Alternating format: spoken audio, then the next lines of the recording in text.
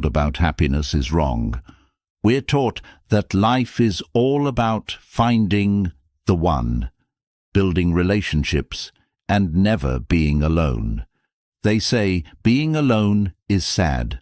They say it's a sign that something is missing. But what if I told you the exact opposite is true? What if living alone is the greatest freedom you'll ever experience? Think about it.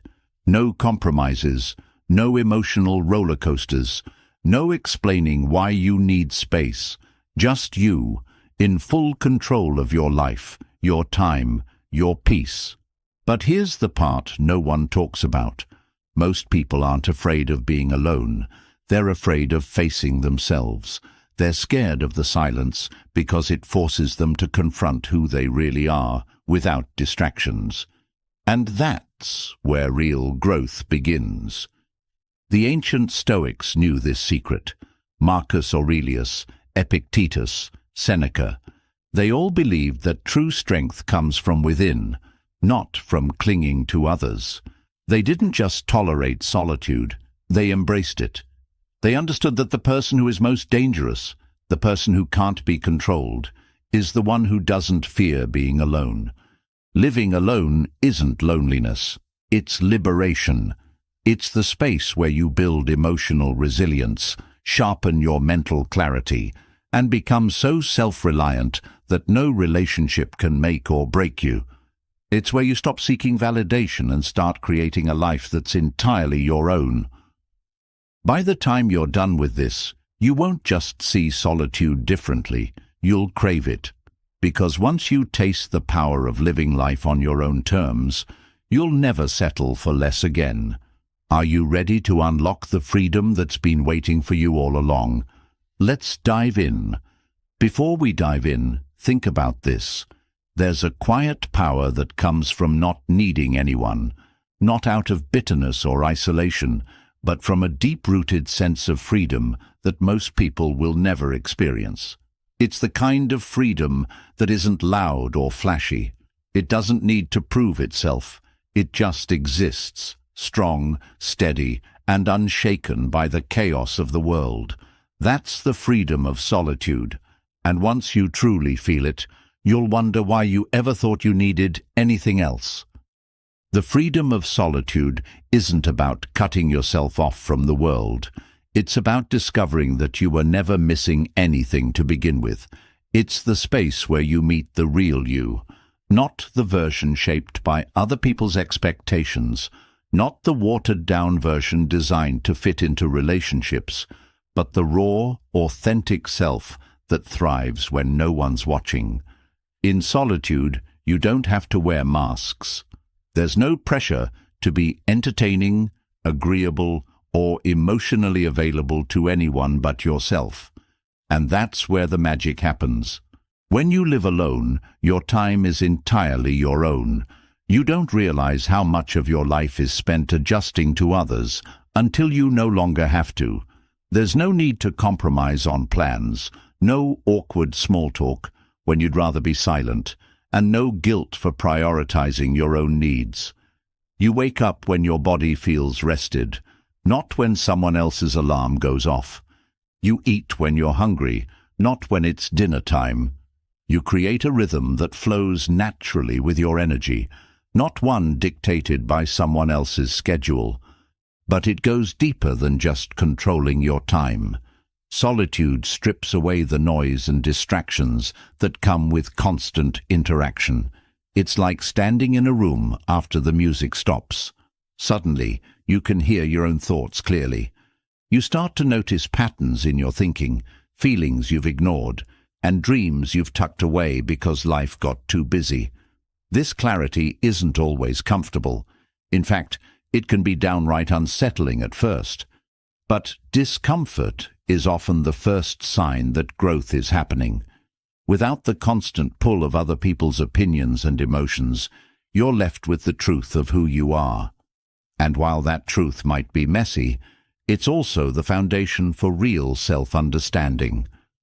Another gift of solitude is the absence of emotional dependence.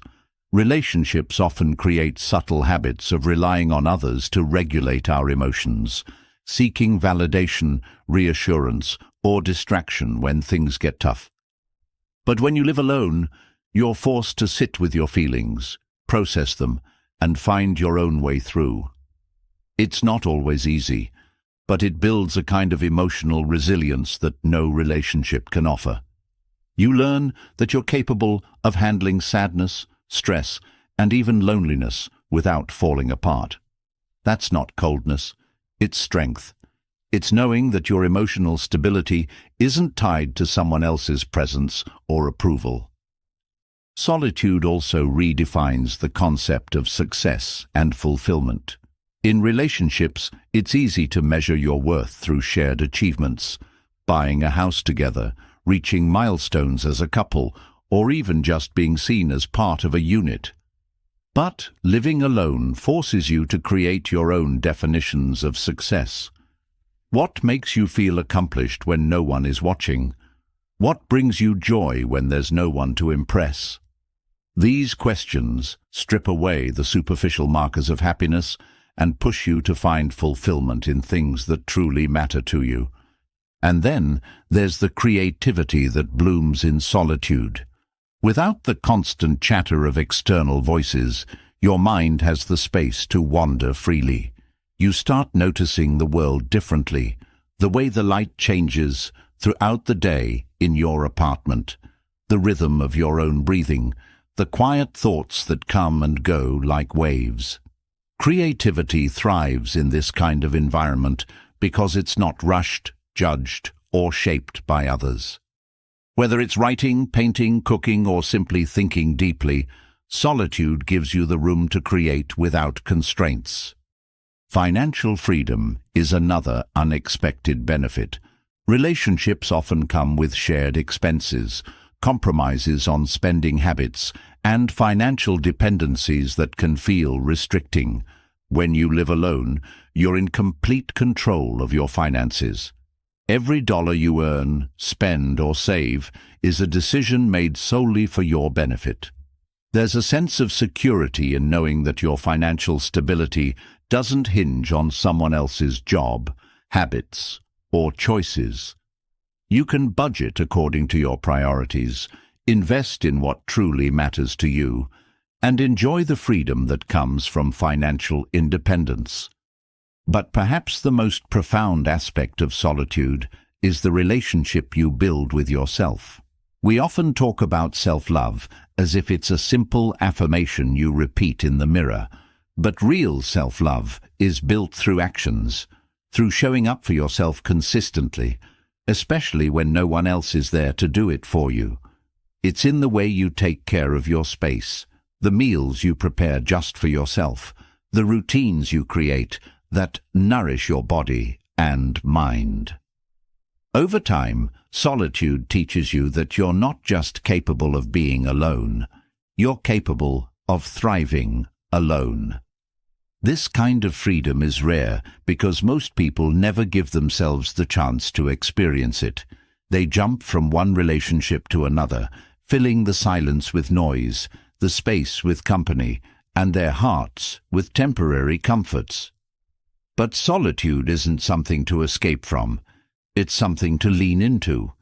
Because on the other side of that discomfort is a version of you that's whole, complete, and unapologetically free. And the best part, once you've experienced this freedom, no one can take it from you. Relationships may come and go, circumstances may change, but the foundation you build in solitude stays with you. It becomes your anchor, your safe haven, your source of strength. You're no longer afraid of losing people because you've already discovered the one person you can never lose, yourself. Living alone isn't about rejecting connection. It's about redefining it. It's about realizing that the most important relationship you'll ever have is the one you have with yourself.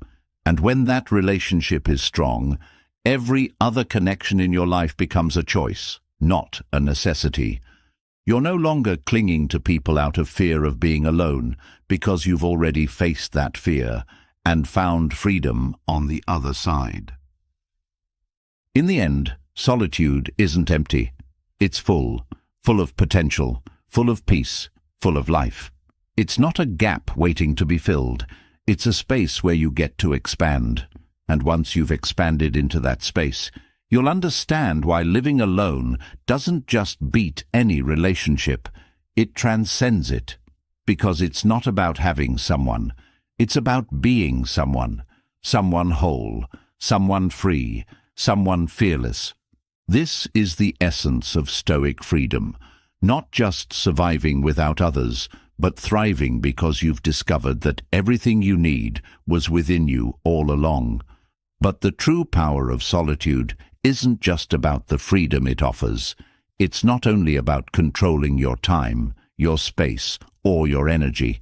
There's something deeper, something most people never reach, because it requires stepping into a place many avoid, the space within. When the noise fades, when the distractions are gone, when there's no one left to impress or blame, you're left with the one person you can never escape, yourself. That's where the real journey begins. This isn't the type of journey you pack a bag for. It's not marked by maps or guided by GPS. It's the raw, unfiltered experience of facing yourself. And it's the most challenging and transformative journey you'll ever take. In solitude, there's no hiding. The walls that relationships and busy schedules build to shield you from your inner world start to crumble. At first, this can be unsettling. You begin to notice thoughts you've pushed aside for years, feelings you've buried under routines, and truths you've been too distracted to face. But discomfort is not the enemy. In fact, it's the first sign that you're getting closer to something real. It's the heat that forges resilience and the pressure that shapes growth. The Stoics believed that facing oneself was the foundation of wisdom, because you cannot master your life until you've mastered your mind. When you're alone, there's no one to validate your choices, no applause for your efforts, and no one to fill the silence with comforting words. This absence forces you to ask difficult questions. What do you believe in when no one's watching?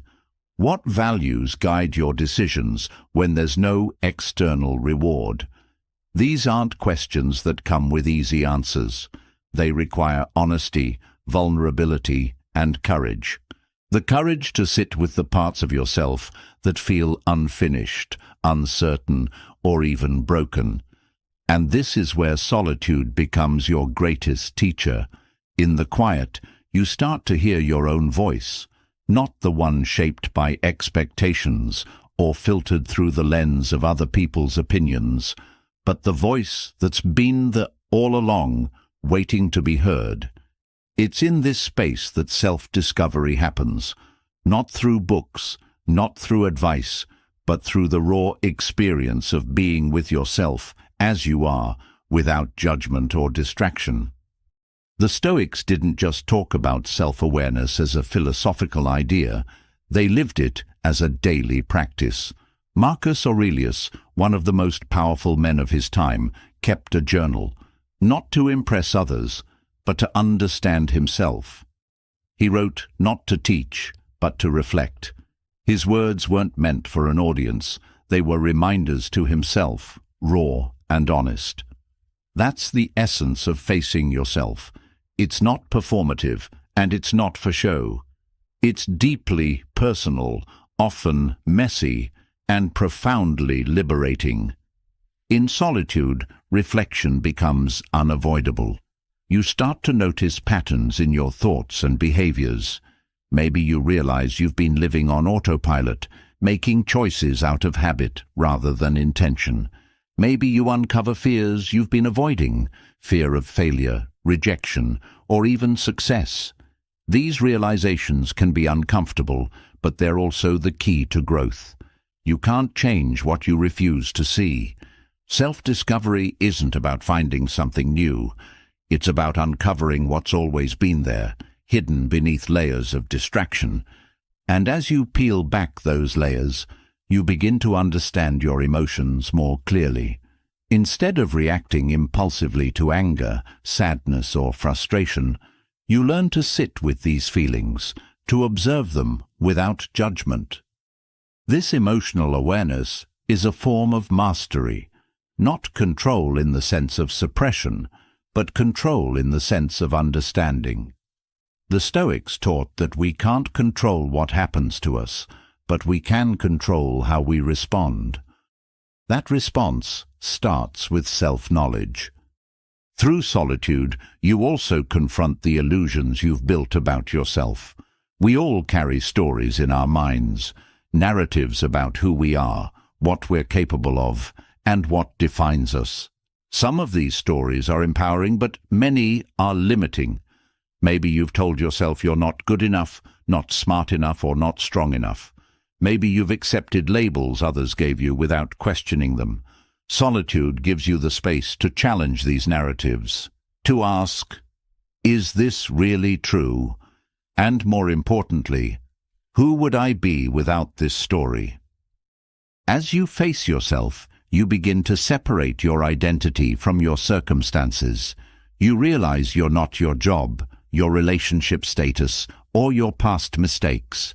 You're not the roles you play or the expectations you meet. Beneath all of that, there's a core self, unchanging, resilient, and whole. This realization is both humbling and empowering. It strips away the superficial layers of identity and connects you to something deeper, something permanent. This connection to your true self fosters a sense of inner peace that doesn't depend on external conditions. It's not the fleeting happiness that comes from achievements or possessions. It's a steady, quiet contentment rooted in self-acceptance. You start to enjoy your own company, not because you've convinced yourself it's good enough, but because you've discovered it's more than enough. Solitude stops feeling like an absence of connection and starts feeling like the presence of something profound, a relationship with yourself. And this relationship changes everything. It shifts how you approach life, how you handle challenges, and how you interact with others. You stop seeking validation because you've already validated yourself. You stop fearing rejection because you're no longer rejecting parts of yourself. This isn't about arrogance or self-sufficiency to the point of isolation. It's about wholeness. When you face yourself fully, you realize that nothing outside of you can add to or take away from your worth. Facing yourself also reveals your purpose, not in the grand, dramatic sense of a life mission, but in the simple clarity of what matters to you. Without the noise of external opinions, your values become clear. You start living with intention, making choices that align with who you are, rather than who you think you're supposed to be. Life becomes less about achieving and more about experiencing, less about proving and more about being. This process isn't linear. There will be days when solitude feels heavy, when the silence feels overwhelming, and when self-reflection brings up more questions than answers. But that's part of the journey. Growth isn't always comfortable, and clarity doesn't always come quickly. The key is to stay present, to keep showing up for yourself even when it's hard. That's what the Stoics meant by resilience, not just enduring hardships, but engaging with them, learning from them, and emerging stronger.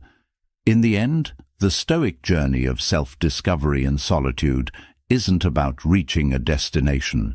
It's about cultivating a way of being, honest, present, and deeply connected to your own inner world. It's about realizing that the answers you seek aren't out there somewhere. They're within you, waiting to be uncovered. Solitude doesn't give you those answers. It gives you the space to hear them.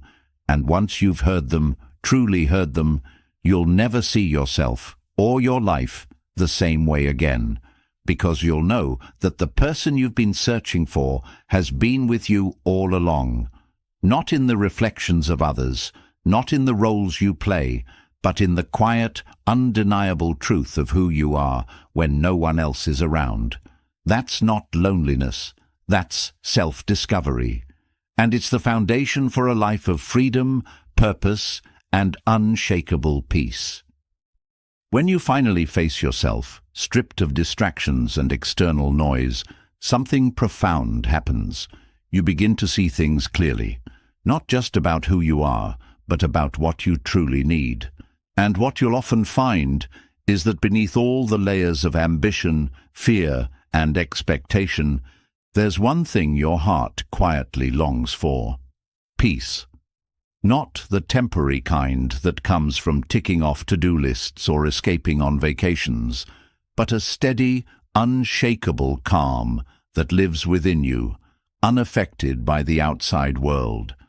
That kind of peace isn't found through more connections, achievements, or possessions. It's found in the spaces where there's nothing left to prove and no one left to please. It's found in solitude. Living alone isn't just about having control over your schedule or space. It's about removing the constant need to compromise. Compromises that seem small at first, but slowly chip away at your inner calm. In relationships, whether romantic, familial, or even friendships, there's an unspoken negotiation happening all the time. What do I need to give up to keep this person happy? What part of myself do I have to mute to avoid conflict? How much of my peace am I trading just to maintain harmony? When you live alone, those negotiations disappear. There's no subtle tension lingering after an unresolved argument, no energy spent analyzing someone else's mood, no silent sacrifices made to keep the peace. Because the peace is already there.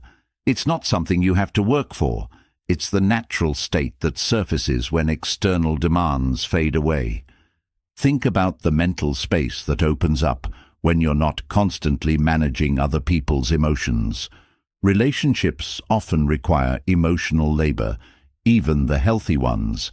You're tuned in to shifts in tone, facial expressions, and body language, trying to navigate the complex dance of connection.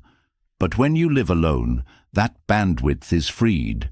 Your mind isn't cluttered with questions like, "Are they upset with me?" or "Did I say the wrong thing?" Instead, you have the clarity to focus on what truly matters to you, without the background noise of someone else's emotional landscape. This clarity brings a different kind of calm, the calm of knowing you're enough as you are. When you're alone, there's no performance. You don't have to be on all the time, trying to be funny, interesting, supportive, or attractive. You can just be. And in that being, you discover a version of yourself that doesn't need validation to feel worthy. This self-acceptance is like an anchor, grounding you even when life's external circumstances are chaotic. You realize that peace isn't something you find outside. It's something you uncover within. Without the need to compromise, you also experience the joy of living in alignment with your values. In shared spaces, whether physical or emotional, you often adjust your behavior to fit the dynamic. Maybe you suppress opinions to avoid tension or adopt habits that don't resonate with you just to maintain connection. But living alone allows you to create a life that reflects your authentic self. Every choice, from the way you decorate your space to how you spend your evenings, becomes an expression of who you are, not who you think you should be to fit into someone else's world. This authenticity breeds peace because there's no internal conflict between your actions and your values. You're not pretending, performing, or placating. You're simply living in alignment with your truth. And that kind of congruence is rare in a world that constantly pressures us to conform. It's a quiet rebellion against the idea that you need to be anything other than yourself to be happy. Another layer of peace comes from the absence of comparison. Relationships, even the healthiest ones, can subtly trigger comparisons. Am I doing enough? Am I as successful, attractive or interesting as my partner, friend or sibling? These comparisons create a low-level anxiety that's easy to ignore when you're busy, but hard to escape entirely. In solitude, those comparisons lose their power. You're no longer measuring yourself against someone else's timeline, achievements, or expectations. You define your own success, your own happiness, your own worth. Without the constant influence of others, you also gain a deeper understanding of what truly nourishes you. In relationships, it's easy to adopt habits or routines that aren't aligned with your needs, simply because they're part of the shared experience. You might stay up late, even though you value rest, or spend weekends in ways that drain you because it's part of the social contract. But when you live alone, every decision is intentional. You start to notice how certain activities affect your energy, how silence can be restorative, and how solitude isn't something to endure, but to cherish. And let's talk about the absence of conflict. No matter how loving or understanding a relationship is, conflict is inevitable. Disagreements, misunderstandings, and emotional friction are part of human connection. While conflict can be a tool for growth, it also drains emotional energy. When you live alone, that constant potential for conflict disappears. There's no tension simmering under the surface, no emotional storms to navigate. The calm isn't conditional on someone else's mood or behavior. It's just there, steady and reliable. Living alone also removes the invisible pressure to perform in your own life. In relationships, people often feel the need to prove their value, whether it's through acts of service, emotional support, or personal achievements. Even if unspoken, there's often an underlying current of, "Am I enough for this person?" When you live alone, that question dissolves. You are enough simply because you exist. There's no scoreboard, no silent competition, no emotional ledger keeping track of who's giving or receiving more. This shift in perspective creates a profound sense of inner freedom. You're no longer living reactively, adjusting your behavior based on someone else's needs or expectations. You live proactively, guided by your own inner compass. Decisions become clearer because they're not clouded by the need to consider how they'll affect someone else. This doesn't mean you become selfish or isolated. In fact, it often leads to deeper, more authentic connections, because you're engaging with others from a place of wholeness rather than need. Another layer of peace comes from the absence of emotional dependence. Relationships often create subtle dynamics where one person becomes a source of emotional stability for the other. This isn't inherently unhealthy, but it can create an unconscious reliance that breeds anxiety. What if this person leaves? What if they change? When you live alone, you're forced to become your own emotional anchor. You learn to comfort yourself, to process your feelings without external validation, and to find stability within. This self-reliance isn't cold or detached, it's liberating.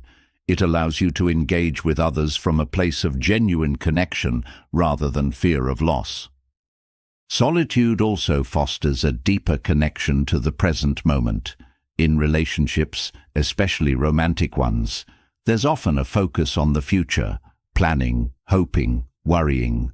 This forward-looking mindset can create anxiety because the future is inherently uncertain. When you live alone, you naturally shift into a more present-centered way of being. Your focus isn't on managing a shared future, but on fully experiencing the now. This mindfulness isn't something you have to practice consciously. It becomes a natural byproduct of solitude. You notice the small details of your day, the way sunlight moves across your floor, the comfort of your favorite chair, the simple pleasure of a quiet cup of tea. In this space, you also develop a stronger connection with your intuition. When you're constantly surrounded by others, it's easy to lose touch with your inner voice. External opinions, even well-meaning ones, can drown out your own instincts.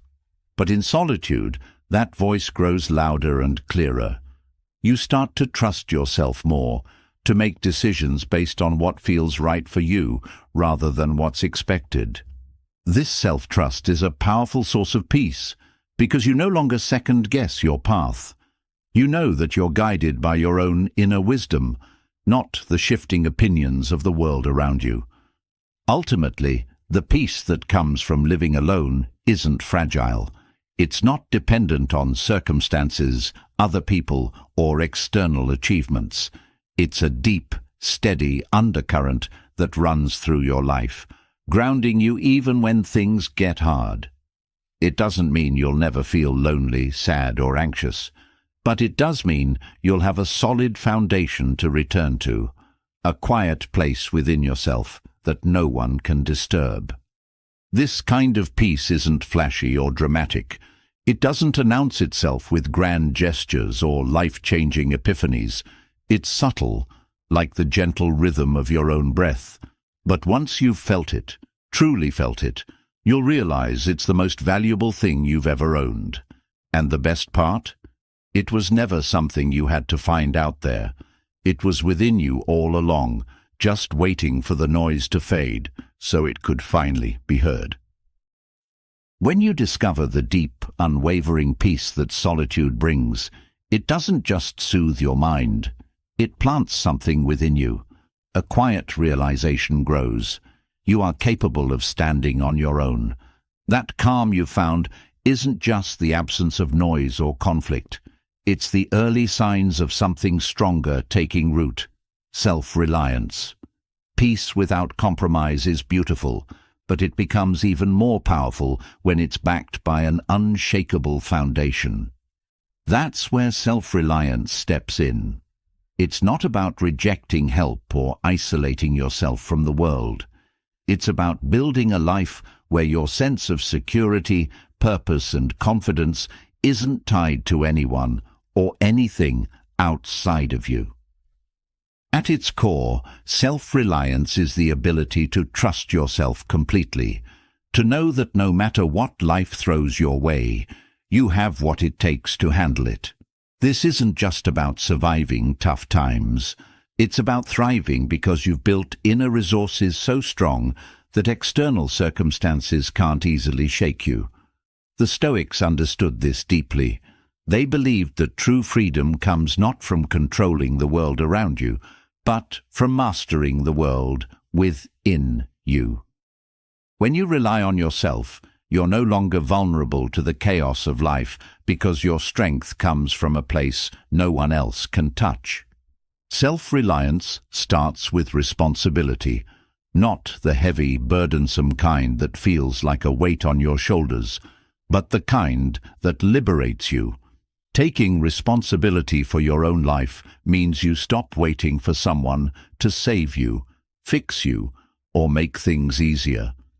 You realize that while you can't control everything that happens, you can control how you respond. That mindset shift is powerful because it puts you back in the driver's seat of your own life. No more blaming circumstances, other people, or bad luck. It's just you, fully owning your choices, your growth, and your future. But self-reliance isn't built overnight. It's forged through experiences where you're forced to rely on yourself, often in situations where you would have previously leaned on others. It's in the moments when you solve a problem without asking for advice, when you sit with your own discomfort instead of seeking distraction, when you navigate uncertainty without looking for someone to reassure you. These moments might feel small, but they accumulate, layering confidence upon confidence until you realize that you've become the kind of person who doesn't crumble when life gets tough. Living alone accelerates this process. because it naturally strips away the safety nets we often don't realize we're using. There's no one else to handle the practical stuff, fixing things when they break, managing finances, making decisions. But beyond the logistics, solitude also removes the emotional crutches we rely on. There's no one to constantly reassure you when you doubt yourself, no one to distract you when you're feeling down.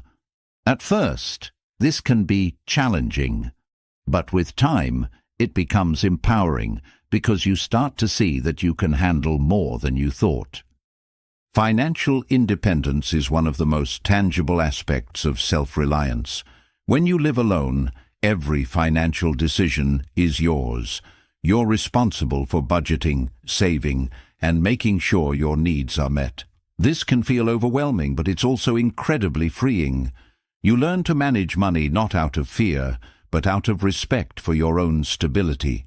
You make choices based on your values, not on someone else's priorities.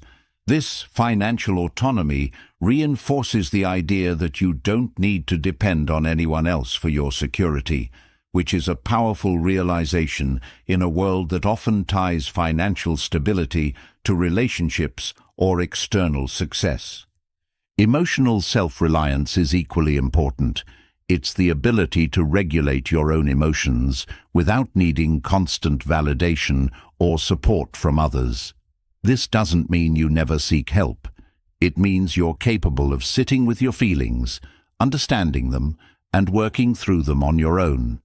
You develop the resilience to face sadness, fear, or anxiety without immediately reaching for distractions or external comfort. This inner stability becomes a sanctuary, a place you can return to no matter what's happening in your life. Decision-making is another area where self-reliance shines. When you're used to relying on others for input, making decisions alone can feel daunting. But over time, you learn to trust your own judgment. You stop second-guessing yourself because you've proven, through experience, that you can make good choices. This doesn't mean you'll never make mistakes. It means you'll stop fearing them. You'll see mistakes as part of the process, not as evidence that you're incapable. This mindset shift is liberating because it allows you to take risks, try new things, and grow without the constant fear of failure. Self-reliance also deepens your self-knowledge. When you're not constantly influenced by the needs, opinions, or expectations of others, you start to understand what truly matters to you. What are your values? What brings you joy? What kind of life do you want to create? These questions become easier to answer because you're not filtering your responses through someone else's lens. This clarity allows you to build a life that's authentic and aligned with who you are, not who you think you're supposed to be. Physical self-reliance is often overlooked, but it plays a role too. Taking care of your body, through exercise, nutrition, and self-care, reinforces the idea that you're capable of meeting your own needs. You don't rely on someone else to motivate you to be healthy or to take care of you when you're unwell. You become the caretaker of your own well-being, which strengthens your overall sense of competence and control. Another powerful aspect of self-reliance is the freedom it brings in relationships. When you're not dependent on others to meet your emotional or practical needs, your relationships shift from a place of need to a place of choice. You're not with someone because you're afraid of being alone, or because they provide something you can't give yourself. You're with them because you genuinely enjoy their presence. This dynamic creates healthier, more authentic connections, because they're based on mutual respect and appreciation, not on dependency. Self-reliance also fosters resilience in the face of adversity. Life is unpredictable and challenges are inevitable, but when you've built a strong foundation within yourself, you're better equipped to handle whatever comes your way. You don't collapse under pressure because you know you've navigated difficult times before, and you can do it again. This resilience isn't about pretending to be unaffected by hardship. It's about having the tools to face it head-on, process it, and come out stronger on the other side. Spiritual self-reliance can be part of this journey as well, even if you're not religious. It's about having a connection to something greater than yourself, a sense of purpose, meaning, or inner peace that doesn't depend on external circumstances. This can come from nature, creativity, personal growth, or simply the belief in your own resilience. Whatever form it takes, this inner anchor provides a sense of stability that transcends the ups and downs of daily life. Living alone also teaches you to find fulfillment from within. In a world that constantly pushes the idea that happiness comes from external achievements, career success, relationships, material possessions, self-reliance flips the script. It shows you that true fulfillment comes from living in alignment with your values, pursuing your passions, and growing as a person. You stop chasing happiness out there because you've discovered it's already within you. This doesn't mean you become completely self-sufficient in the sense that you never need anyone. Human connection is important, and there's strength in knowing when to ask for help.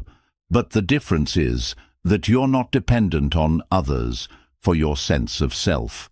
You're whole on your own, and any support you receive is an addition to your life, not the foundation of it. The process of building self-reliance isn't always easy. There will be moments of doubt, fear, and loneliness, but those moments are part of the growth. They're the crucible in which your resilience is forged. Each challenge you face and overcome adds to your inner strength. Over time, you look back and realize that the person you've become is someone you can rely on, no matter what. And that's the ultimate freedom, not the absence of challenges, but the unshakable confidence that you can face them. It's the knowledge that you don't just survive on your own, you thrive. You're not waiting for life to happen to you or for someone to save you. You're actively creating your own life, grounded in the belief that you are enough, just as you are. Self-reliance isn't about isolation or independence for its own sake. It's about empowerment. It's about standing in your own strength, trusting your own voice, and knowing that no matter where life takes you, you've got your own back. And once you've built that foundation, there's nothing in the world that can take it away from you. When you've built the kind of self-reliance that feels unshakable, something remarkable happens. You stop living life on autopilot. You no longer move through your days trying to fit into spaces that don't feel like yours. You realize that self-reliance isn't just about trusting yourself in tough situations. It's about creating a life that's entirely your own, down to the smallest detail. And the place where this transformation becomes most visible isn't just in your mindset. It's in your space. The environment you live in starts to reflect the person you've become inside. This isn't just about decor or design. It's about claiming ownership over your life in a way that feels personal and true. When you live alone, you're not just managing a household. You're curating a space that mirrors your identity, your values, and your desires without compromise. It's the freedom to shape your environment in a way that nurtures your growth, fuels your peace, and reinforces the life you've chosen to live. Think about what happens when you share a space with others. Even in the best relationships, there's a constant negotiation over how that space is used, decorated, and maintained. Compromises become part of the daily routine, small adjustments here and there that eventually add up. You might ignore that piece of furniture you never liked because someone else loves it, or tolerate habits that don't align with your rhythm because it's easier than creating conflict. Over time, the space stops feeling fully yours. It becomes a blend of identities shaped by collective needs rather than individual authenticity. But when you live alone, those compromises disappear. Every corner of your environment becomes a canvas for your authentic self. The colors on the walls, the arrangement of furniture, the books on the shelves, each choice is a reflection of you. There's a powerful sense of freedom in waking up every day, surrounded by a space that feels like an extension of who you are. It's not about creating a picture-perfect home for others to admire. It's about crafting an environment where you feel most alive, most at peace, and most yourself. This process starts with asking a simple but often overlooked question: what do I actually want? Not what looks good on social media, not what's trending, and not what someone else expects. Just you, your preferences, and your instincts. It's surprising how many people have never really explored this question because their choices have always been influenced by the dynamics of shared living. But when you strip all that away, you have the opportunity to reconnect with your own tastes, interests, and rhythms. Your space becomes more than just a physical environment. It becomes a reflection of your mental and emotional landscape. If you value peace, maybe you create quiet corners filled with soft lighting and cozy textures. If creativity drives you, perhaps your space is filled with art supplies, inspiring books, or open areas where ideas can flow freely. The key is that there's no right or wrong way to do it. The only measure of success is how it feels when you walk through the door. Does it feel like home? Not in the traditional sense, but in the sense that it feels like you. Beyond aesthetics, living alone allows you to design the flow of your life without external interference. You can create routines that support your well-being without having to explain or justify them. Want to wake up at dawn and meditate in complete silence? Go for it. Prefer to stay up late reading or working on a project? No one's there to question your schedule. This freedom extends beyond your daily habits to how you structure your time and energy. Your space becomes a sanctuary where your needs come first, not out of selfishness, but out of self-respect. This autonomy also fosters a deeper sense of mindfulness. When you're the sole curator of your environment, you become more intentional about the things you allow into your life. You start to notice how certain objects, sounds, and even colors affect your mood. You realize that clutter isn't just physical, it can be emotional too. The items you keep around you either support your peace or disrupt it. Living alone gives you the clarity to recognize these patterns and the freedom to change them without negotiation. But creating a space that reflects your authentic self isn't just about adding things you love. It's also about removing what no longer serves you. This process can be surprisingly emotional. Sometimes we hold onto objects, habits, or even decor because they're tied to past identities, relationships, or expectations. Letting go of these things can feel like shedding old layers, liberating, but also a little unsettling.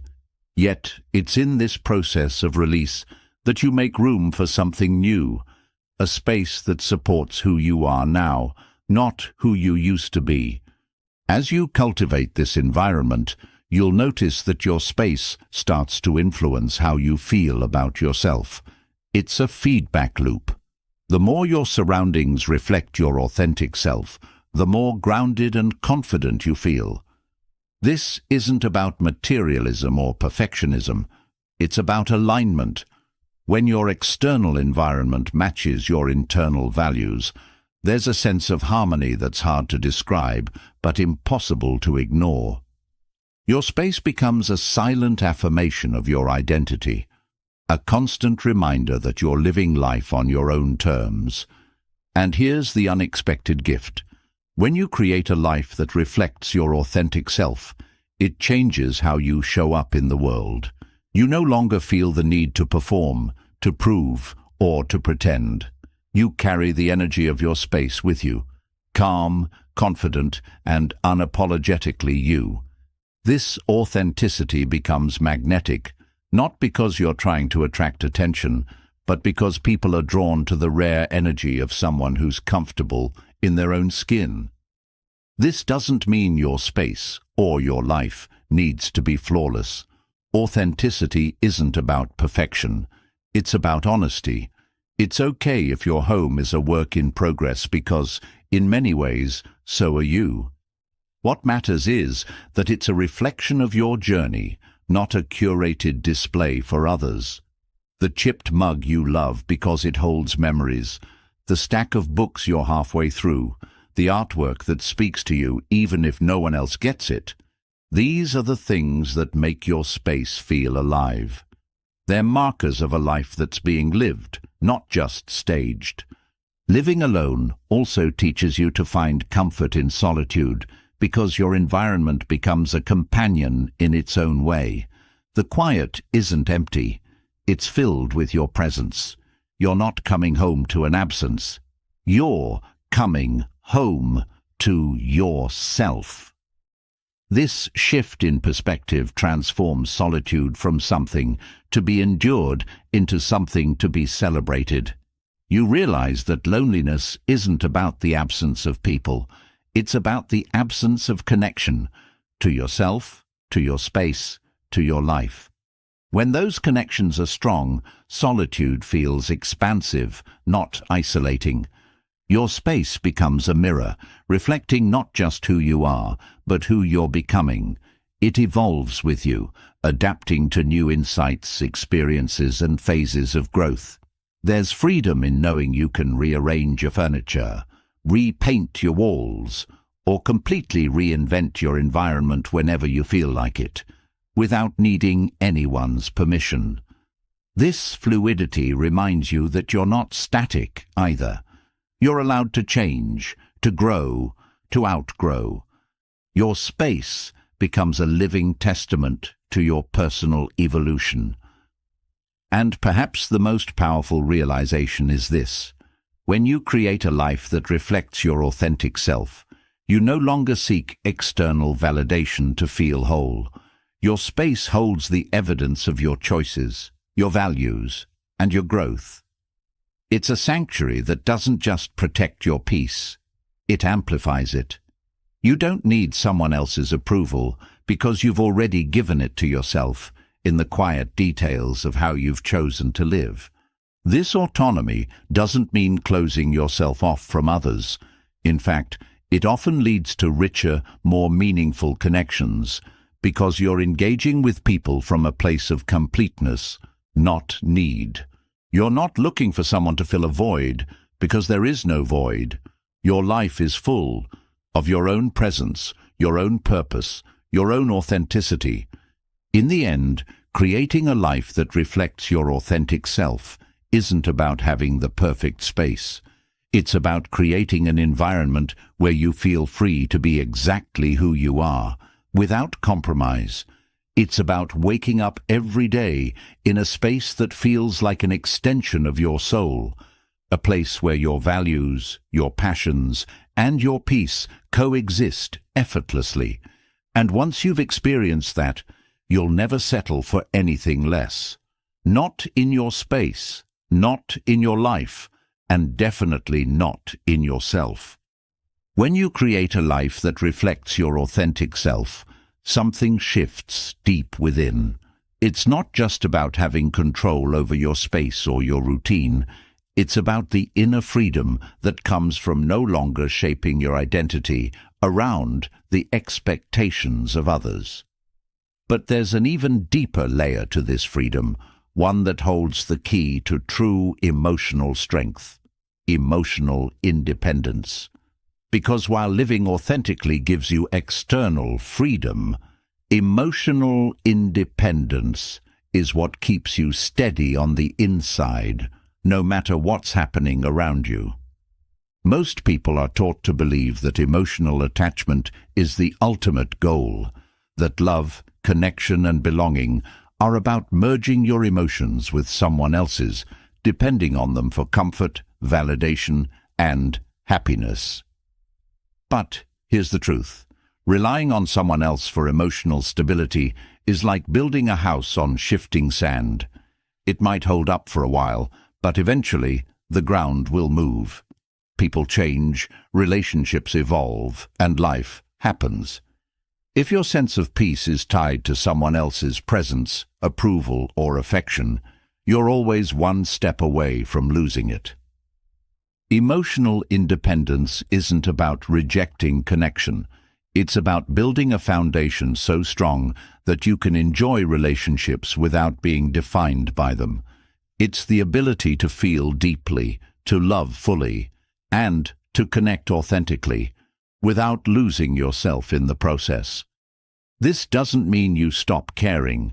It means you stop outsourcing your emotional well-being to things you can't control.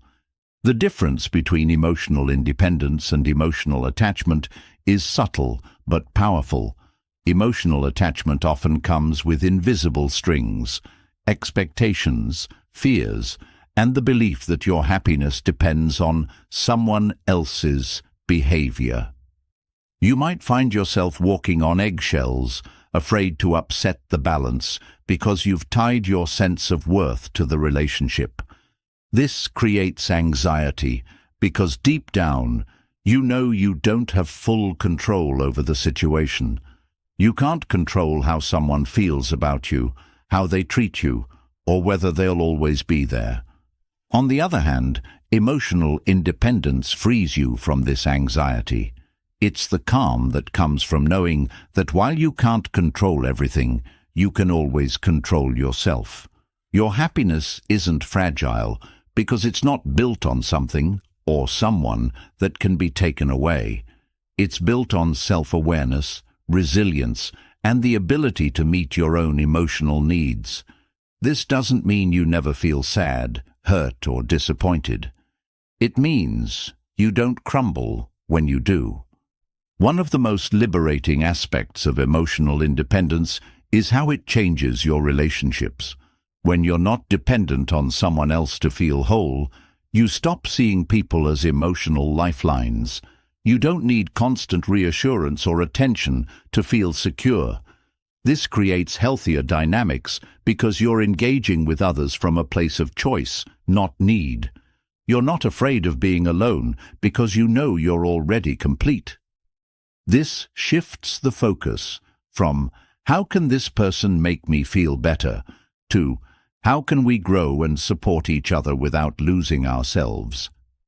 Emotional independence also teaches you the art of detachment, not in the cold, indifferent sense, but in the Stoic sense of being able to care deeply without clinging.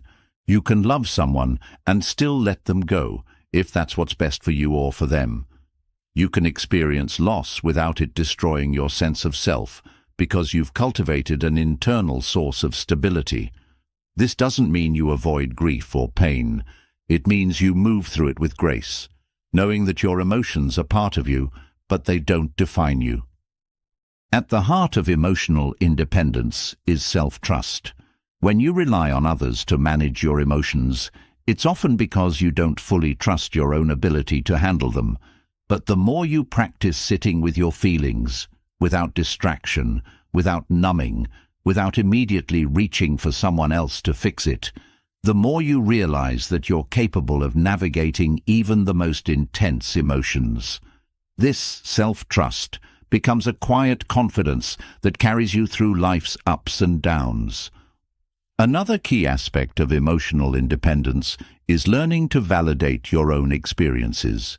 Many people seek external validation because they've been conditioned to believe that their feelings aren't real or important unless someone else acknowledges them.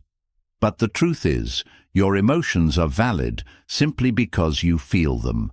You don't need permission to be sad, angry, or joyful. You don't need someone else to agree with your perspective to know that it matters. When you stop chasing external validation, you create space for genuine self-acceptance. Emotional independence also changes how you deal with rejection and criticism. When your self-worth isn't tied to other people's opinions, rejection stops feeling like a personal failure.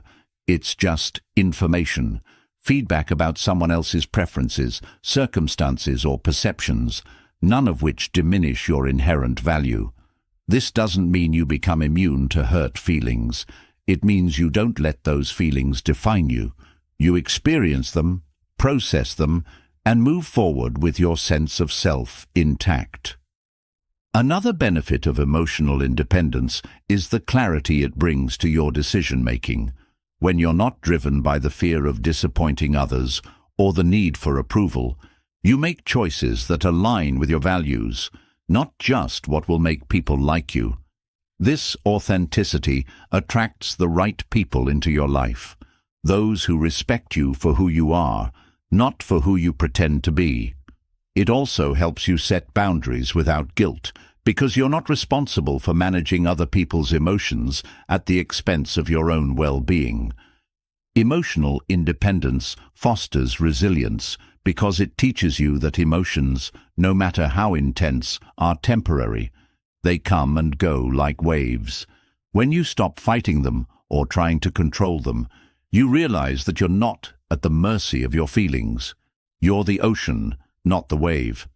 This perspective helps you face challenges with a sense of inner calm, knowing that even when things feel overwhelming, you have the tools to weather the storm. A significant part of developing emotional independence is learning to be comfortable with solitude. When you can sit with yourself without feeling restless, lonely, or anxious, you've tapped into a powerful source of inner peace. Solitude stops being something to avoid and becomes something you cherish because it's where you reconnect with yourself. In this space, you're not defined by your relationships, achievements, or external circumstances. You're simply you, enough as is. This doesn't mean you don't need people. Humans are wired for connection, but emotional independence allows you to connect without losing yourself. Relationships become a choice, not a lifeline. You're not looking for someone to complete you because you've already done that work. You're looking for someone to share with, not to fill a void. Emotional independence also shifts how you approach conflict. When you're emotionally attached in an unhealthy way, conflict can feel threatening because it risks the connection you depend on for emotional security. But when you're emotionally independent, you can engage in disagreements without fear because your sense of self isn't on the line. You can listen, communicate, and even walk away if needed, all without feeling like you're losing a part of yourself. This doesn't mean you become detached or indifferent. In fact, emotional independence often leads to deeper empathy because you're not projecting your own insecurities onto others. You can hold space for someone else's emotions without feeling responsible for fixing them. You can offer support without getting entangled. This clarity allows for more authentic, compassionate relationships because they're not clouded by hidden agendas or unspoken needs. Developing emotional independence requires self-awareness and practice. It's not about shutting down your emotions or pretending you don't care. It's about learning to care in a way that's rooted in strength, not fear. It's about recognizing that while emotions are natural and important, they don't control you. You control how you respond to them. One way to cultivate emotional independence is through mindfulness, practicing the art of observing your thoughts and feelings without immediately reacting to them. This helps you create space between stimulus and response, allowing you to choose how you engage with your emotions. Over time, this practice builds emotional resilience because you're no longer at the mercy of every passing feeling. Another powerful tool is self-reflection. Taking time to understand the patterns in your emotional responses helps you identify triggers, beliefs, and habits that might be undermining your independence. Journaling, meditation, or simply sitting quietly with your thoughts can reveal insights that help you break free from old emotional dependencies. Ultimately, emotional independence is about freedom, the freedom to feel deeply without fear, to connect without losing yourself, and to live authentically without needing constant reassurance from the outside world. It's the quiet confidence that comes from knowing that no matter what happens, you've got your own back. And once you've experienced that kind of freedom, you'll never want to give it up, because it's not just a way of managing emotions, it's a way of living, a life where you're whole, complete, and unshakably grounded in who you are, with or without anyone else. When you've built emotional independence, you no longer need external validation to feel secure. You've learned to stand on your own, manage your emotions, and find peace within yourself. But there's another layer to this journey, one that determines how you navigate life's countless decisions without the weight of external influence. This is where the art of self-negotiation comes in, because even when you've mastered emotional independence, the real challenge is learning to make decisions that are truly yours, not shaped by the silent expectations of society, family, or the lingering echoes of past experiences. Self-negotiation is about having honest conversations with yourself. It's the internal dialogue where your values meet your desires, where logic challenges emotion, and where you find clarity in the midst of life's complexities. The truth is, most people are better at negotiating with others than they are with themselves. They know how to compromise, persuade, or stand their ground in external conflicts. But when it comes to personal decisions, they often default to habits, fears, or the need to please others. They don't realize that the hardest negotiations aren't with the outside world. They're with the voice inside their own mind. When you live alone and embrace solitude, this internal dialogue becomes impossible to ignore. There's no one to defer to, no distractions to drown out your thoughts. You're left with the raw reality of your own mind, and this can be both confronting and liberating. Self-negotiation forces you to take full responsibility for your choices, which means you can't blame anyone else when things don't go as planned. But it also means you get to own your successes fully, because they were born from decisions that were truly yours. The first step in mastering self-negotiation is self-awareness. You can't make clear decisions if you don't understand what drives you. Are you making this choice because it aligns with your values, or because you're afraid of disappointing someone? Are you pursuing this goal because it excites you, or because it fits into someone else's definition of success? Without self-awareness, it's easy to mistake external pressures for personal desires. You convince yourself that you want something because it's what you're supposed to want, not because it genuinely resonates with you. To develop this awareness, it's essential to create space for reflection. In solitude, you have the opportunity to sit with your thoughts without distraction.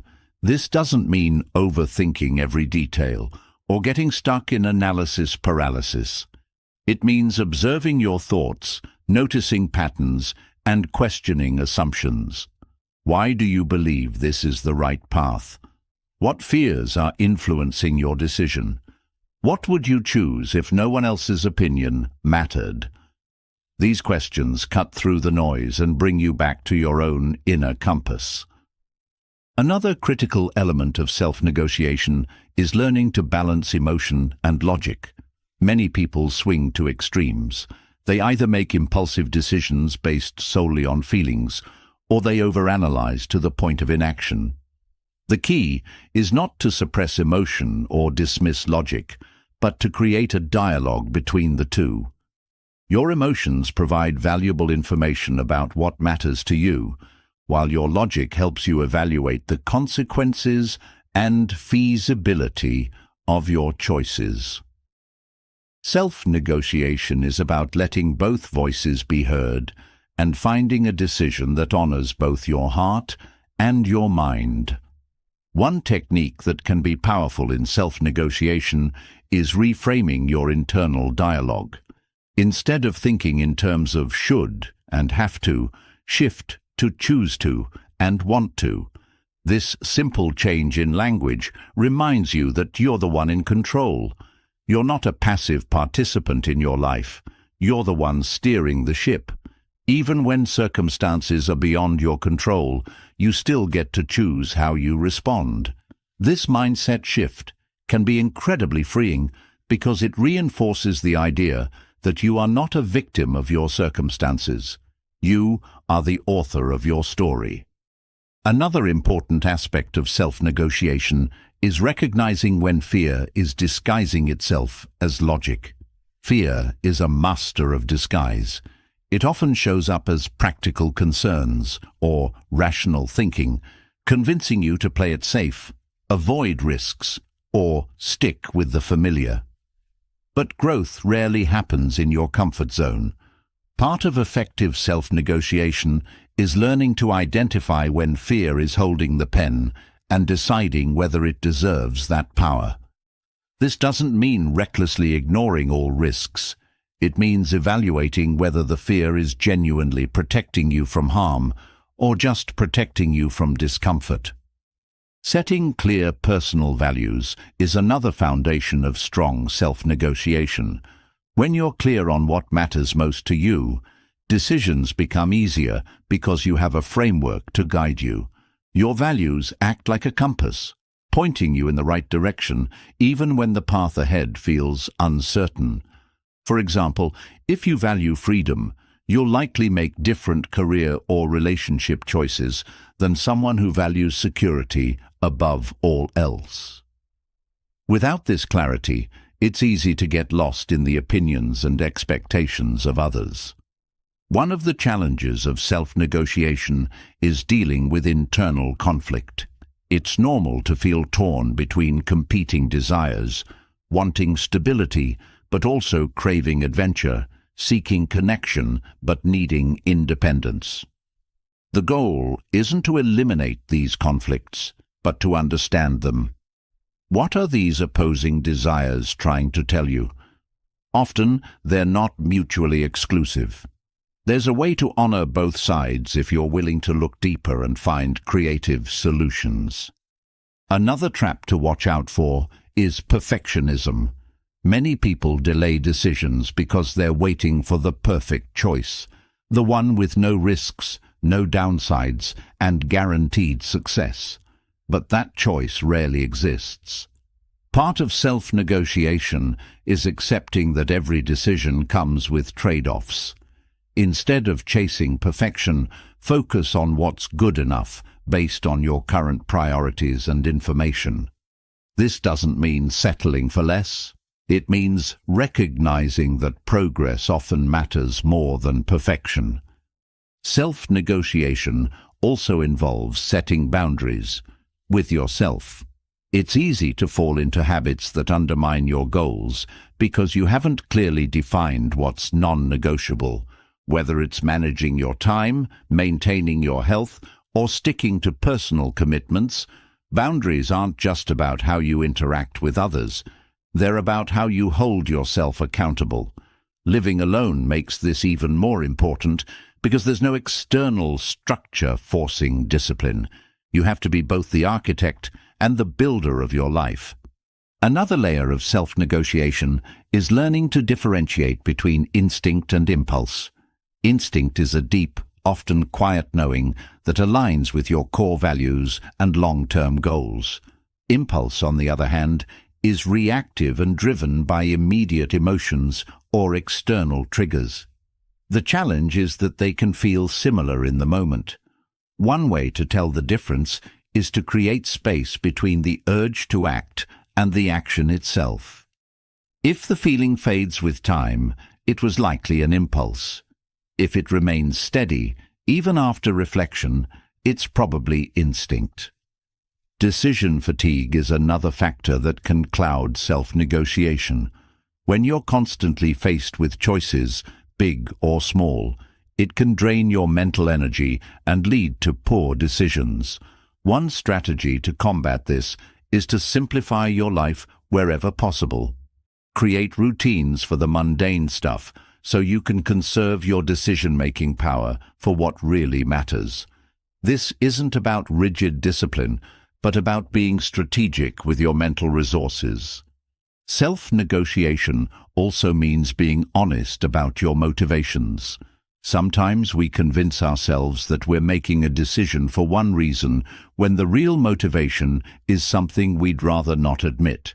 Fear of failure, desire for approval, or avoidance of discomfort.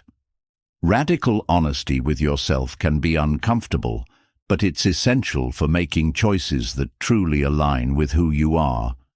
It's also important to recognize that self-negotiation isn't a one-time event. Life is dynamic, and your needs, goals, and values will evolve over time. What was the right decision a year ago might not be the right decision now. Regular self-check-ins help ensure that you're not living on autopilot, following old scripts that no longer serve you. This process doesn't have to be formal. It can be as simple as asking yourself, is this still working for me? Or, does this still feel true? One of the most powerful outcomes of mastering self-negotiation is the confidence it builds. Every time you make a decision that's aligned with your values, every time you choose growth over comfort, you reinforce your belief in your own ability to lead your life. This self-trust becomes a kind of quiet strength, one that doesn't need to shout to be felt. It's there in the way you carry yourself, the boundaries you set, and the life you build. Ultimately, self-negotiation is an ongoing conversation, a dialogue between who you are, who you've been, and who you're becoming. It's not about always having the right answers, but about being willing to ask the right questions. It's about recognizing that the person you need to convince, the person you need to show up for, and the person you need to be honest with is always yourself. And when you master this art, you realize that external influences lose their grip, not because the world changes, but because you've changed. You've become someone who doesn't just navigate life, you create it, one authentic decision at a time. When you master the art of self-negotiation, you realize that the decisions you make aren't just about external outcomes. They shape the inner world you live in every day. The clarity you gain from these honest conversations with yourself reveals something deeper. The quality of your relationship with yourself determines how you experience being alone. This leads us to a question that many people struggle with, often without realizing it. What's the real difference between loneliness and solitude? They might seem similar on the surface, but through the lens of Stoic philosophy, they are worlds apart. At first glance, both loneliness and solitude involve physical separation from others, but their emotional landscapes couldn't be more different. Loneliness is a feeling of absence, a sense of missing something or someone. It's like an empty room filled with echoes of what's not there. Solitude, on the other hand, is a state of presence, not the presence of others, but the full presence of yourself. It's a space where you are whole, not because you're surrounded by people, but because you're anchored in your own company. The Stoics believed that true freedom comes from within, which means your sense of fulfillment isn't dependent on external circumstances, including whether you're alone or with others. Loneliness happens when you feel disconnected, not just from people, but from yourself. It's the gap between how things are and how you think they should be. You're physically alone, but mentally you're somewhere else, longing for something beyond the present moment. Solitude, however, is the opposite. It's when you're fully engaged with the present, content with your own thoughts, and not seeking anything outside yourself to feel complete. One of the reasons loneliness feels so heavy is because it often carries an underlying story, a belief that being alone means something is wrong. Society reinforces this idea constantly. We're taught that connection is the ultimate goal, that relationships define our worth, and that solitude is something to be avoided or filled as quickly as possible. But the Stoics challenged this narrative. They saw solitude as a powerful space for growth, reflection, and self-mastery. To them, being alone isn't a problem to solve. It's an opportunity to deepen your relationship with yourself. This doesn't mean the Stoics dismissed human connection. Relationships matter, but they believed that your peace should never be at the mercy of someone else's presence or absence. If your happiness crumbles the moment you're alone, it's a sign that you've outsourced your sense of self to external things, relationships, social approval, distractions.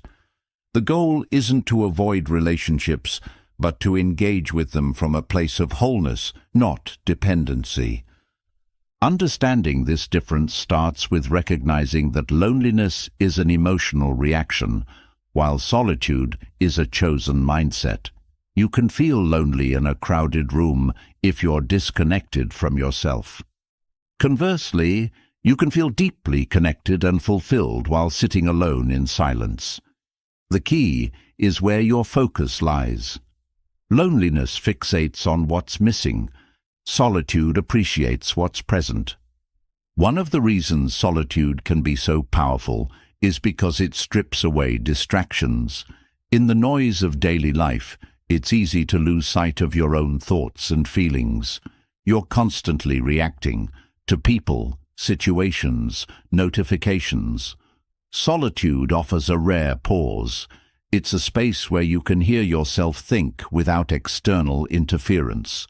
This clarity is invaluable because it helps you reconnect with your values, desires, and priorities. It's not just about being alone physically. It's about creating mental space to process, reflect, and grow. But embracing solitude isn't always easy, especially if you're used to filling every quiet moment with noise. Whether it's social media, conversations, or constant activity, the initial discomfort of solitude often comes from facing the thoughts and feelings you've been avoiding. This is where the Stoic approach is so transformative. They taught that discomfort isn't something to run from, it's something to learn from. The unease you feel in solitude isn't a sign that something is wrong. It's a signal pointing to areas within yourself that need attention. When you sit with these feelings instead of numbing them, you start to see that loneliness isn't caused by the absence of others. It's caused by the absence of connection with yourself. This realization can be both liberating and confronting. It means that the cure for loneliness isn't found in other people. It's found in cultivating a richer inner life. This doesn't mean you never seek connection, but it shifts your focus from filling a void to sharing from a place of fullness. One of the most profound shifts that happens when you embrace solitude is that you stop fearing your own company. Many people stay busy not because they're productive, but because they're afraid of what might surface in stillness. They're afraid of their own thoughts, regrets, or insecurities. But when you face these things head-on, you realize they're not as overwhelming as you thought. They lose their power over you because you're no longer running from them. Solitude also teaches you that you are enough as you are. Without the constant feedback of others, approval, attention, validation, you're left to define your own worth. This can feel unsettling at first, but it's also where true confidence comes from. Not the fragile kind that depends on praise or recognition, but the quiet, steady kind that comes from knowing who you are, what you value, and what you stand for. Another key difference between loneliness and solitude is how they affect your relationship with time. Loneliness makes time feel heavy and slow. Minutes drag because you're focused on absence, on waiting for something to fill the void. Solitude, on the other hand, makes time feel expansive. You're not waiting for anything because you're fully engaged with the present moment.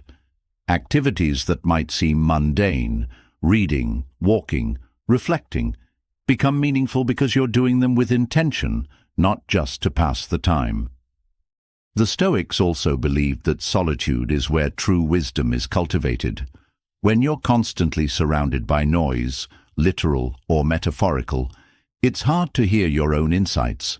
But in solitude, your mind has the space to process experiences, question assumptions, and develop clarity. This doesn't mean isolating yourself indefinitely. It means valuing time alone as a necessary part of growth, like a field needs time to lie fallow before it can produce a new harvest.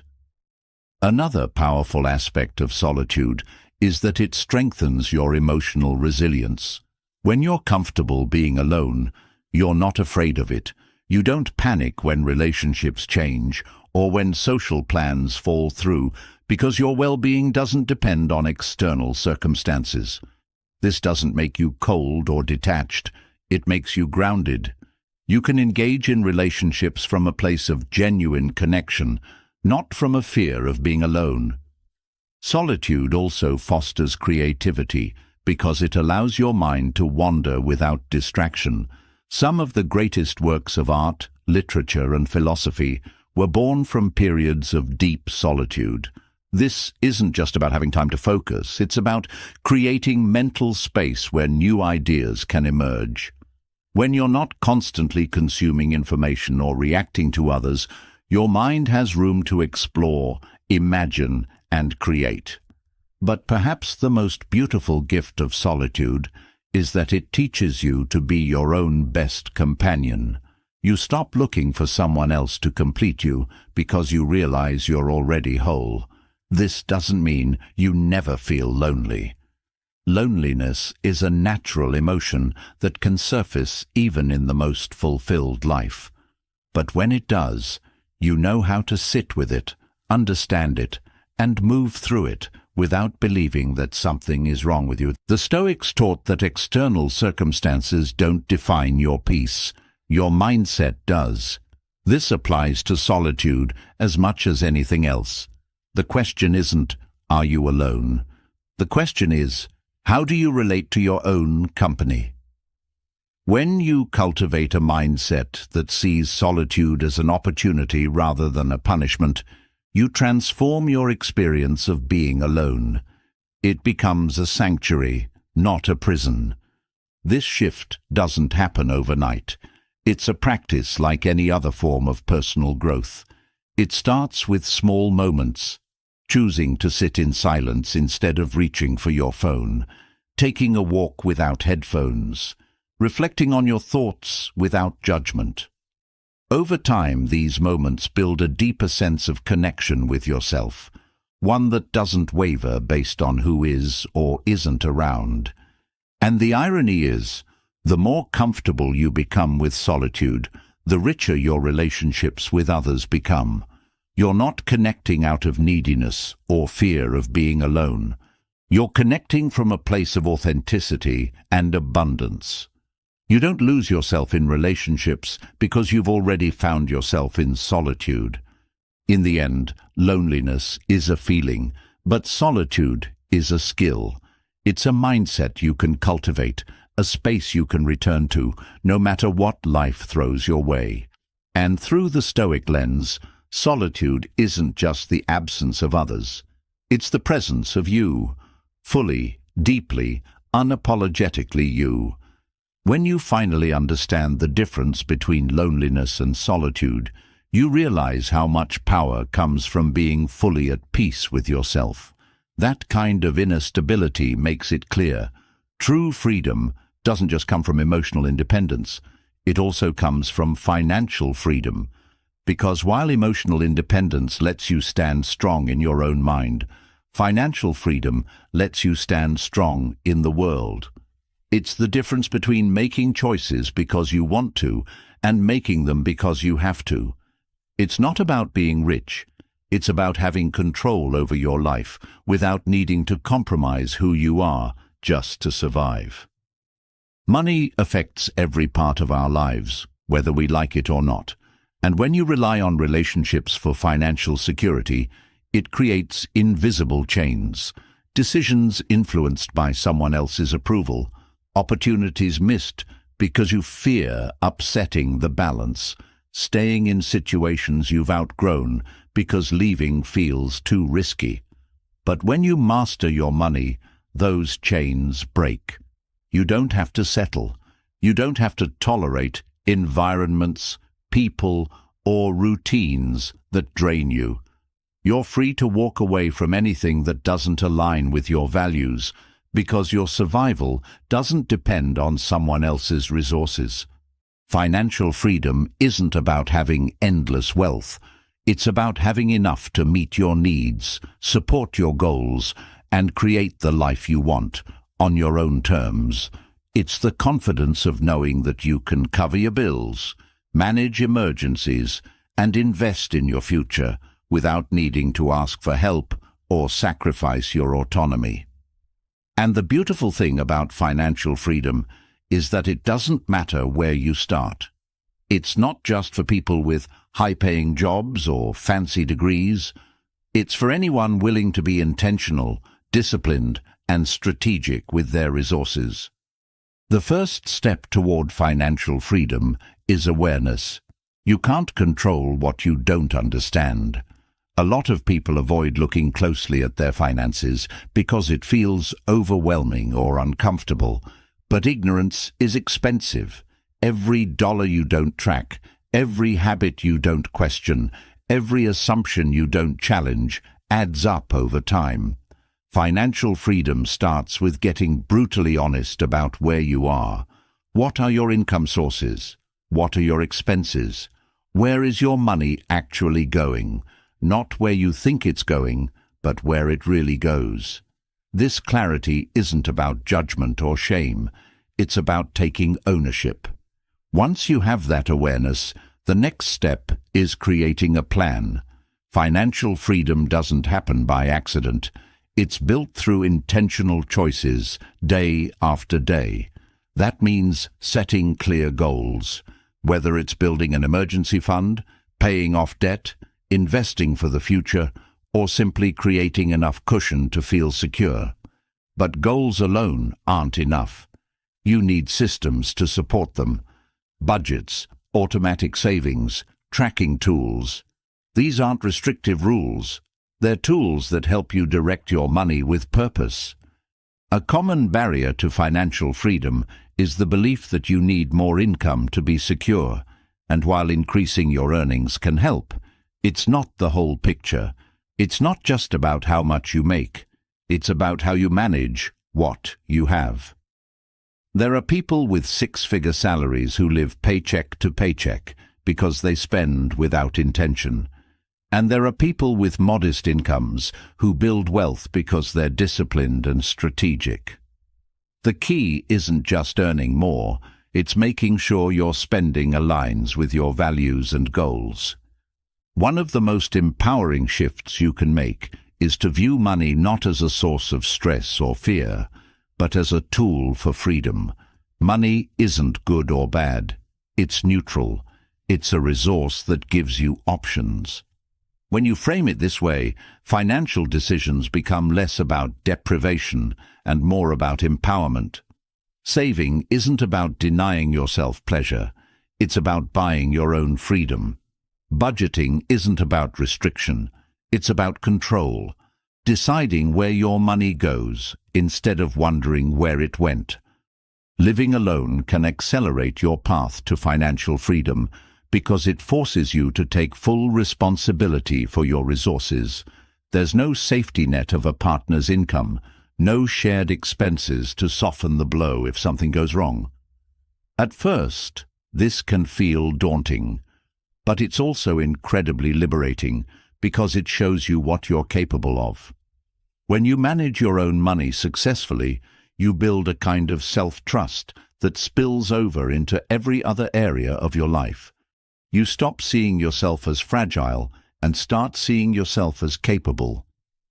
One critical part of financial freedom is learning to differentiate between needs and wants. This sounds simple, but in a world designed to convince you that you need more stuff, more experiences, more status, it's easy to lose sight of what truly matters. Financial freedom isn't about depriving yourself, it's about clarity. When you know the difference between what you truly need to thrive and what's just noise, you spend less out of impulse and more out of intention. This doesn't mean you never treat yourself. It means those treats are choices, not coping mechanisms. Debt is one of the biggest obstacles to financial freedom because it creates the illusion of control while quietly limiting your options. Not all debt is inherently bad. Some can be strategic, like a mortgage or an investment in education. But any debt that consumes more of your future than it gives back in value deserves scrutiny. The goal isn't just to get rid of debt, but to shift from being someone who borrows from the future to someone who invests in it. Every dollar of debt you eliminate is a dollar of future income you get to keep. Another key to financial freedom is building an emergency fund. Life is unpredictable. Cars break down, jobs change, health issues arise. When you don't have a financial buffer, every unexpected event becomes a crisis. But when you have savings set aside, those same events are just inconveniences. An emergency fund isn't just about money, it's about peace of mind. It's knowing that you can handle life's surprises without scrambling or compromising your values. Financial freedom also requires setting boundaries, not just with others, but with yourself. It's easy to sabotage your own goals with justifications like, "I deserve this," or "it's just this once." But freedom isn't found in momentary indulgence. It's found in long-term alignment with what truly matters to you. This doesn't mean living a life of constant restriction. It means making decisions that reflect your values, not your impulses. It's about mastering your money habits so they support your goals instead of undermining them. One of the most overlooked aspects of financial freedom is mindset. If you believe you'll always struggle with money, that belief shapes your behavior.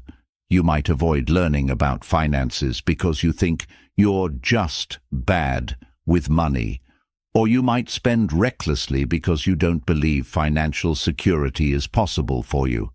These beliefs aren't facts. They're stories you've internalized. The good news is you can change them. Financial literacy isn't about being a math genius.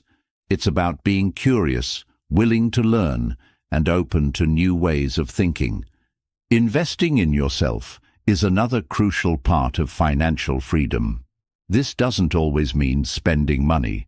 It means allocating resources, time, energy, attention, to develop skills, knowledge, and habits that increase your capacity to earn, save, and grow.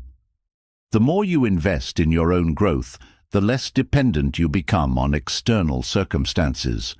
Whether it's learning a new skill, improving your health, or deepening your self-awareness, these investments compound over time, just like financial ones. Diversifying your income is also a powerful strategy. Relying on a single source of income, like a job, can feel stable, but it's actually risky because your entire financial well-being hinges on one factor you can't fully control. Creating multiple income streams, whether through side projects, investments, or passive income, gives you more security and flexibility. It's not about working yourself to exhaustion. It's about creating systems that support your freedom, even when you're not actively trading time for money. Financial boundaries in relationships are just as important. Money can be a source of tension, especially when it's tied to emotional obligations. Whether it's family, friends, or romantic partners, being clear about your financial limits is an act of self-respect. You don't owe anyone access to your resources simply because they expect it. Generosity is beautiful when it comes from abundance, but when it comes from guilt or fear, it creates resentment. True generosity respects both the giver and the receiver. One of the most liberating shifts in the pursuit of financial freedom is moving from a scarcity mindset to an abundance mindset. Scarcity focuses on what you don't have, leading to fear-based decisions. Abundance focuses on possibilities, believing that you can create, grow, and adapt. This doesn't mean ignoring real financial challenges. It means approaching them with the belief that solutions exist, that you're resourceful, and that setbacks are part of the process, not the end of the story. Gratitude also plays a role in financial freedom. It's easy to get caught up in what you don't have, especially when comparing yourself to others, but gratitude shifts your focus to what's already good in your life. This isn't about ignoring your goals or settling for less. It's about recognizing that contentment isn't something you buy, it's something you cultivate. When you're grateful for what you have, you spend less trying to fill emotional gaps with material things. Legacy thinking transforms how you view money. Financial freedom isn't just about your present comfort. It's about creating a life that aligns with your values, even beyond your lifetime. This doesn't mean you need to amass great wealth. It means considering how your financial choices impact your future self, your community, and the causes you care about. Legacy isn't just about what you leave behind. It's about how you live today. Financial freedom isn't a destination. It's a dynamic process. It's not about never worrying about money again. It's about having the tools, mindset, and habits to navigate life's financial ups and downs without compromising your autonomy or peace of mind. When you master your money, you don't just gain control over your bank account, you gain control over your life. And that's the ultimate freedom. When you've mastered your money and no longer rely on relationships to shape your financial decisions, something remarkable happens. You realize that freedom isn't just about having control over your finances. It's about having control over your time, your energy, and the flow of your day. The true luxury isn't money, it's autonomy. And this autonomy reveals itself most clearly in how you design your daily routine. That's where real power lies. In the quiet, consistent habits that shape your life without anyone else's influence. This is the joy of complete control, where every moment of your day is crafted with purpose. Most people live in reaction mode. They wake up and immediately respond to alarms, to messages, to the demands of work, family, and social obligations. Their schedules aren't designed. They're inherited from the chaos around them. But when you live alone and embrace solitude, you're free from that noise. You don't have to adjust your rhythm to match someone else's. You're not negotiating over shared responsibilities or compromising on how your time is spent. Every decision, from how you start your morning to how you wind down at night, belongs entirely to you. This freedom isn't just about doing whatever you want, whenever you want. It's about being intentional with your time, not letting it slip away unnoticed. Time is the one resource you can never get back, And when you recognize this, your daily routine becomes more than just a schedule. It becomes a reflection of your values. How you spend your day is how you spend your life. Every small habit, every decision about how you use your time is a brick in the foundation of who you're becoming. The beauty of complete control over your routine is that it allows you to create an environment that supports your growth without distraction. You're not being pulled in different directions by someone else's priorities. You can structure your day around what truly matters to you, whether that's personal development, health, creativity, or simply peace of mind. This isn't about rigid discipline for the sake of productivity. It's about aligning your actions with your intentions so your daily life feels meaningful, not mindless. One of the first steps in designing your routine with purpose is understanding your natural rhythms. Everyone has different energy patterns throughout the day. Some people are sharp and focused in the morning, while others hit their stride in the afternoon or evening. When you live alone, you're free to organize your time around these rhythms instead of forcing yourself into a structure that doesn't fit. This allows you to work when you're most productive, rest when you need it, and create a flow that feels natural rather than forced. A purposeful routine also helps you eliminate decision fatigue. Every day you're faced with countless choices, and the mental energy required to make them adds up. But when you have a routine, many of these decisions are already made. You don't waste energy deciding what to do next because your day has a rhythm.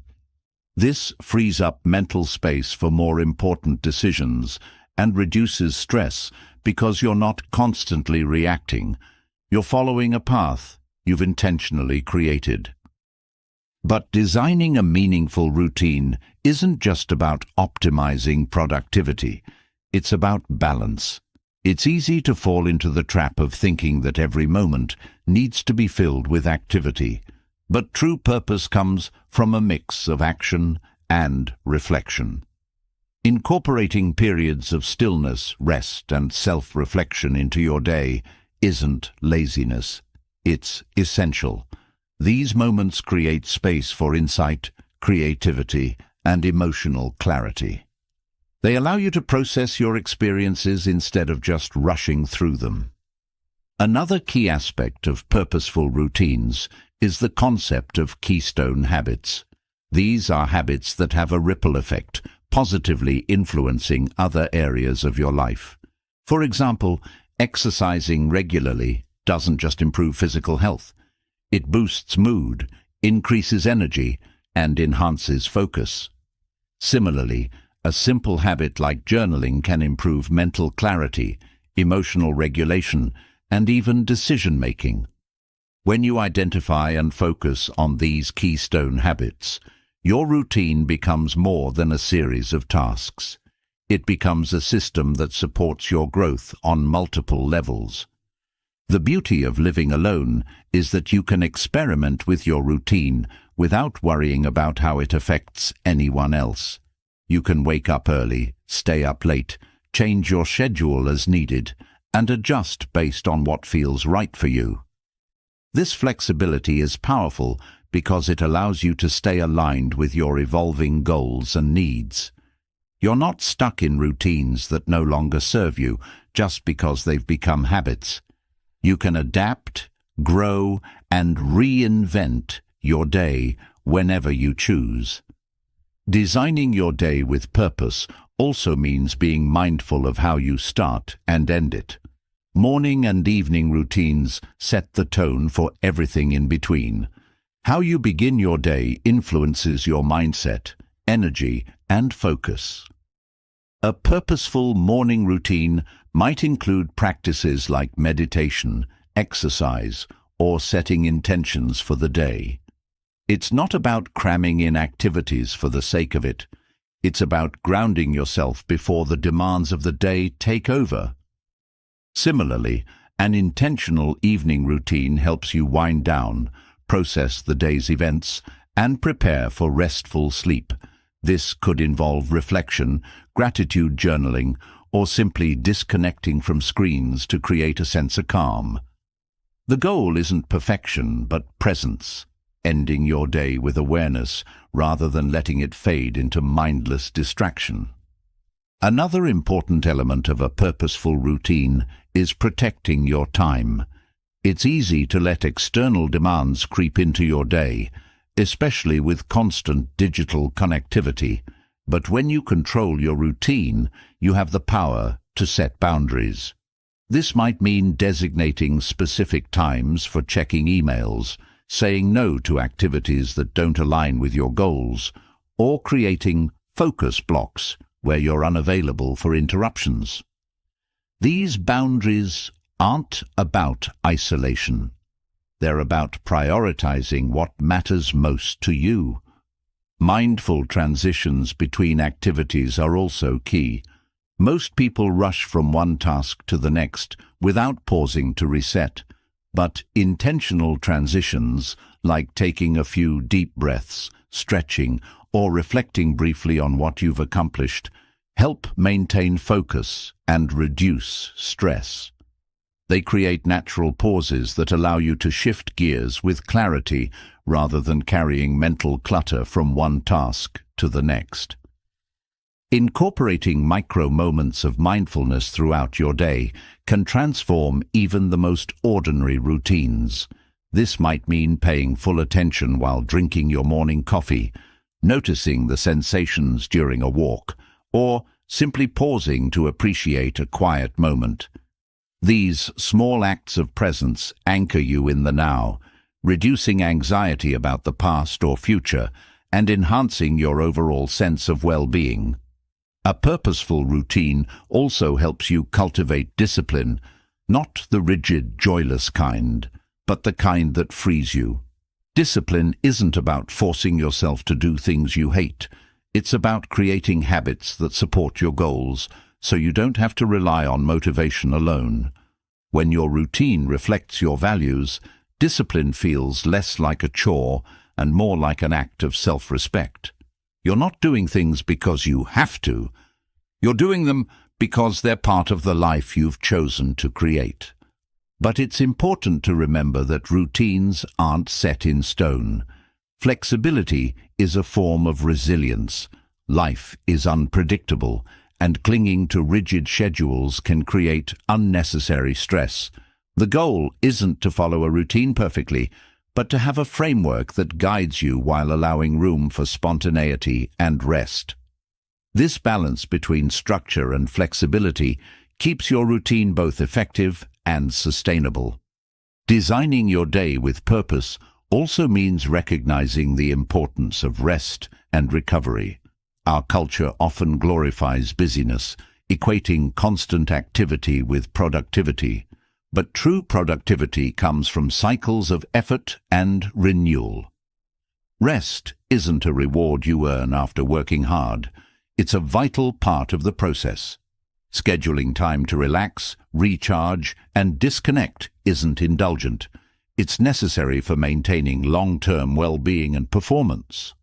Another powerful practice is tracking your progress. This doesn't mean obsessively measuring every detail, but reflecting regularly on how your routine is serving you. Are your habits supporting your goals?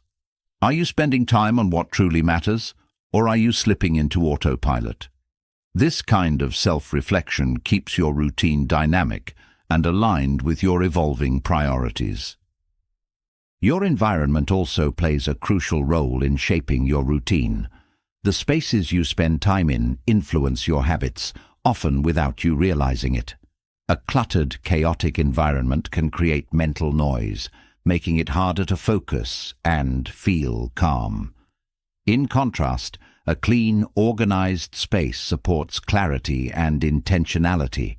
Simple changes, like creating a dedicated workspace, minimizing distractions, or adding elements that inspire you, can have a profound impact on how you experience your day. Another key to a purposeful routine is incorporating moments of gratitude.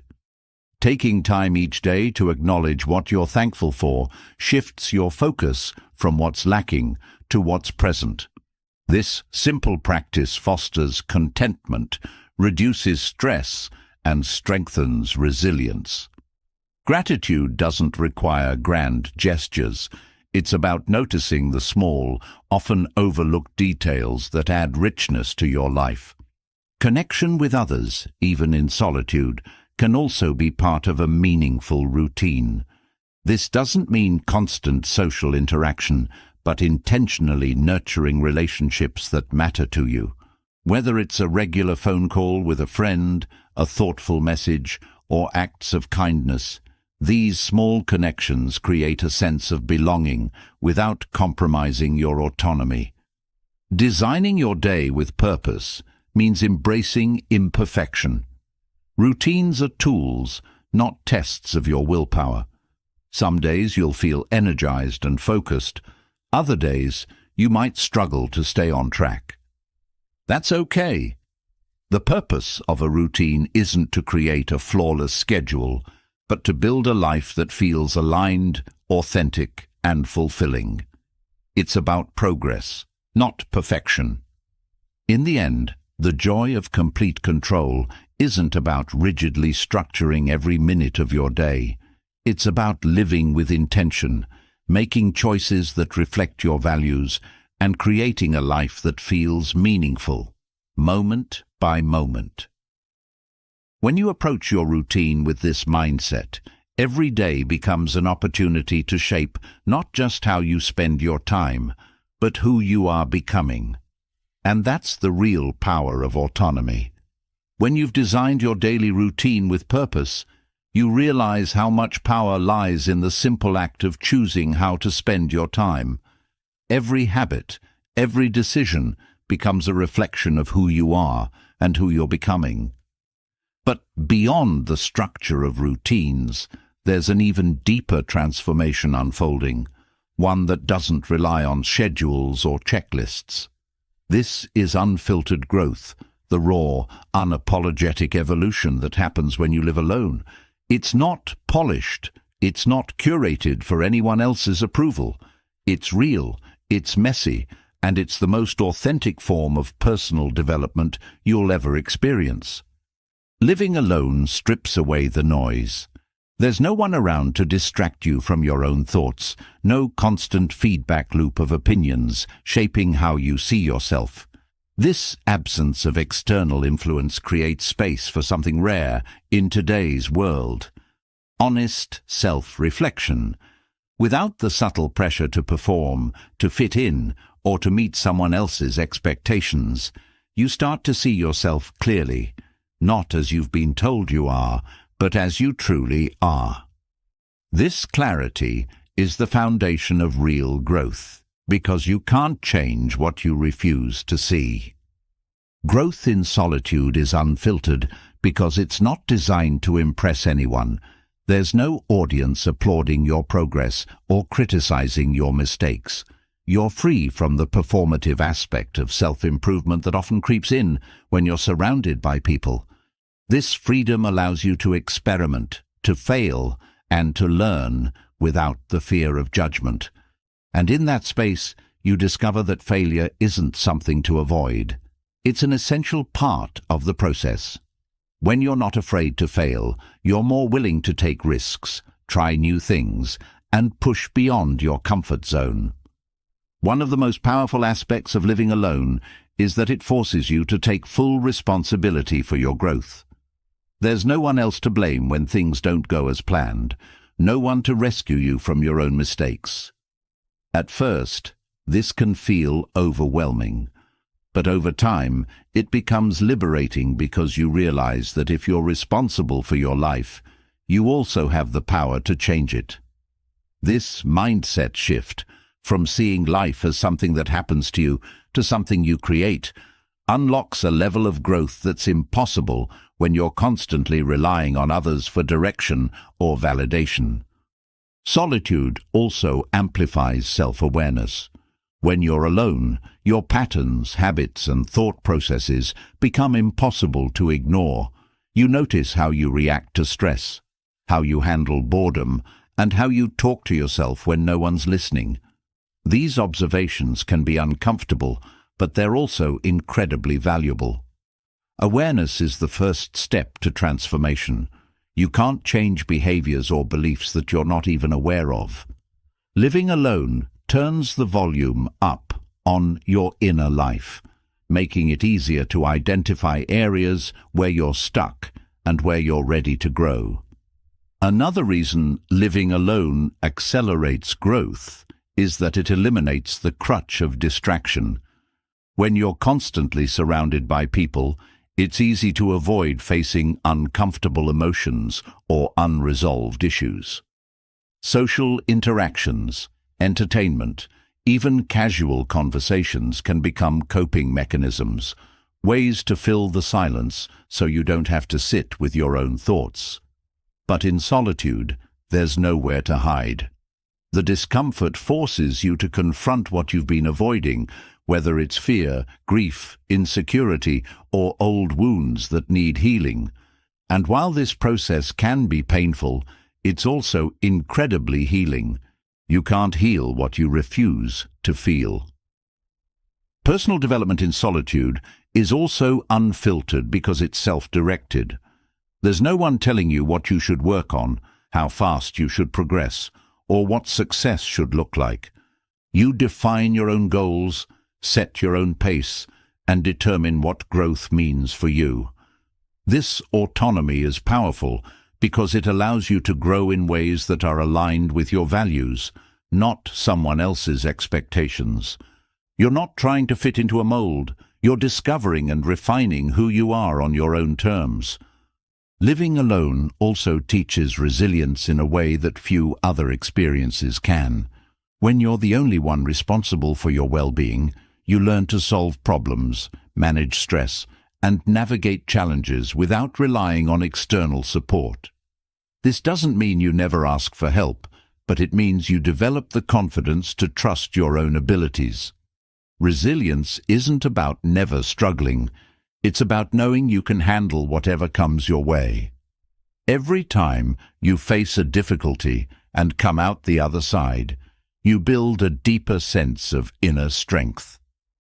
Another aspect of unfiltered growth is the opportunity for deep introspection.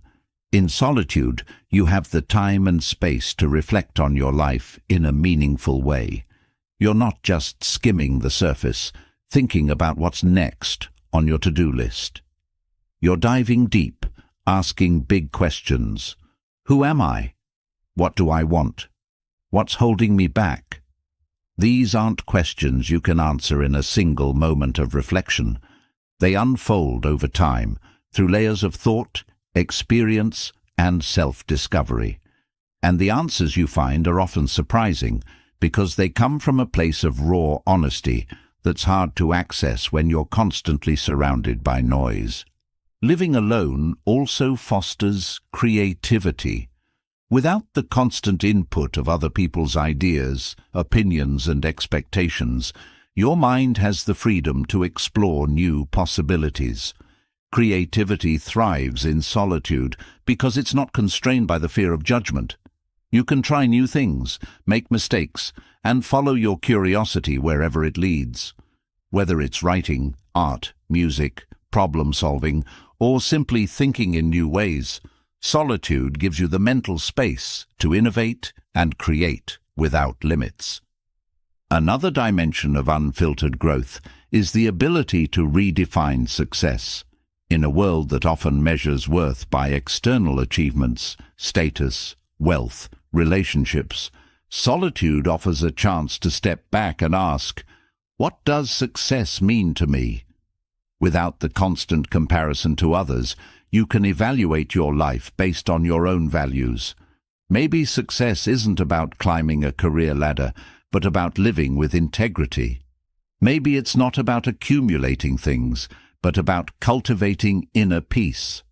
Solitude helps you strip away societal definitions of success and discover what truly matters to you. One of the most transformative lessons you learn when living alone is that growth isn't always visible. In a culture obsessed with outcomes and productivity, it's easy to overlook the quiet, internal changes that happen beneath the surface. But some of the most profound growth doesn't come from big achievements.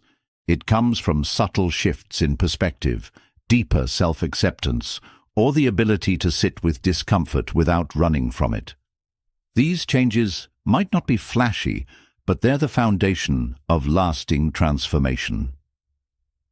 Unfiltered growth also means facing your fears head-on. When you live alone, you can't distract yourself with constant activity or rely on someone else to buffer your anxiety. Fear shows up, whether it's fear of failure, rejection, uncertainty, and you have no choice but to deal with it. But this isn't a bad thing. In fact, it's a gift, because every time you face a fear and move through it, you shrink its power over you. You realize that fear is just a feeling, not a fact, and that you're capable of handling more than you thought. Another key to growth in solitude is the practice of self-compassion. When you're alone, your inner critic can get loud. There's no external voice to counterbalance the harsh self-judgment that can creep in. But over time, you learn that beating yourself up doesn't lead to growth. It leads to paralysis. What fosters growth is treating yourself with kindness, understanding that mistakes are part of the process, and recognizing that imperfection doesn't mean failure. Self-compassion isn't about letting yourself off the hook. It's about creating a supportive environment where growth can flourish. Living alone also forces you to develop emotional intelligence. You become acutely aware of your emotional patterns because there's no one else to project them onto. You can't blame a bad mood on someone else's behavior or distract yourself from uncomfortable feelings with social interaction. This heightened awareness allows you to recognize triggers, understand the roots of your emotions, and develop healthier ways of coping.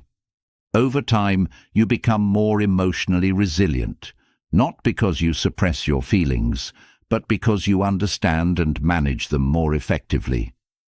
Another powerful element of unfiltered growth is the ability to cultivate authenticity. When you're not constantly adapting to fit into social groups or meet others' expectations, you have the freedom to explore who you are without filters. You don't have to perform or pretend. You can be honest about your strengths and weaknesses, your desires and fears, without worrying about judgment. This authenticity isn't just about self-expression. It's about self-acceptance. The more you embrace who you are, the less you feel the need to seek external validation. Solitude also accelerates growth because it allows you to focus deeply without distraction.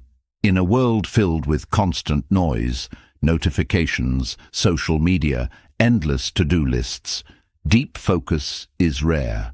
But living alone creates an environment where you can immerse yourself in learning, creative projects, or personal development without interruption. This depth of focus leads to faster skill acquisition, greater insights, and more meaningful progress in whatever you choose to pursue. Another lesson from unfiltered growth is the realization that you are enough, just as you are. When you're not constantly surrounded by external validation, you learn to generate your own sense of worth.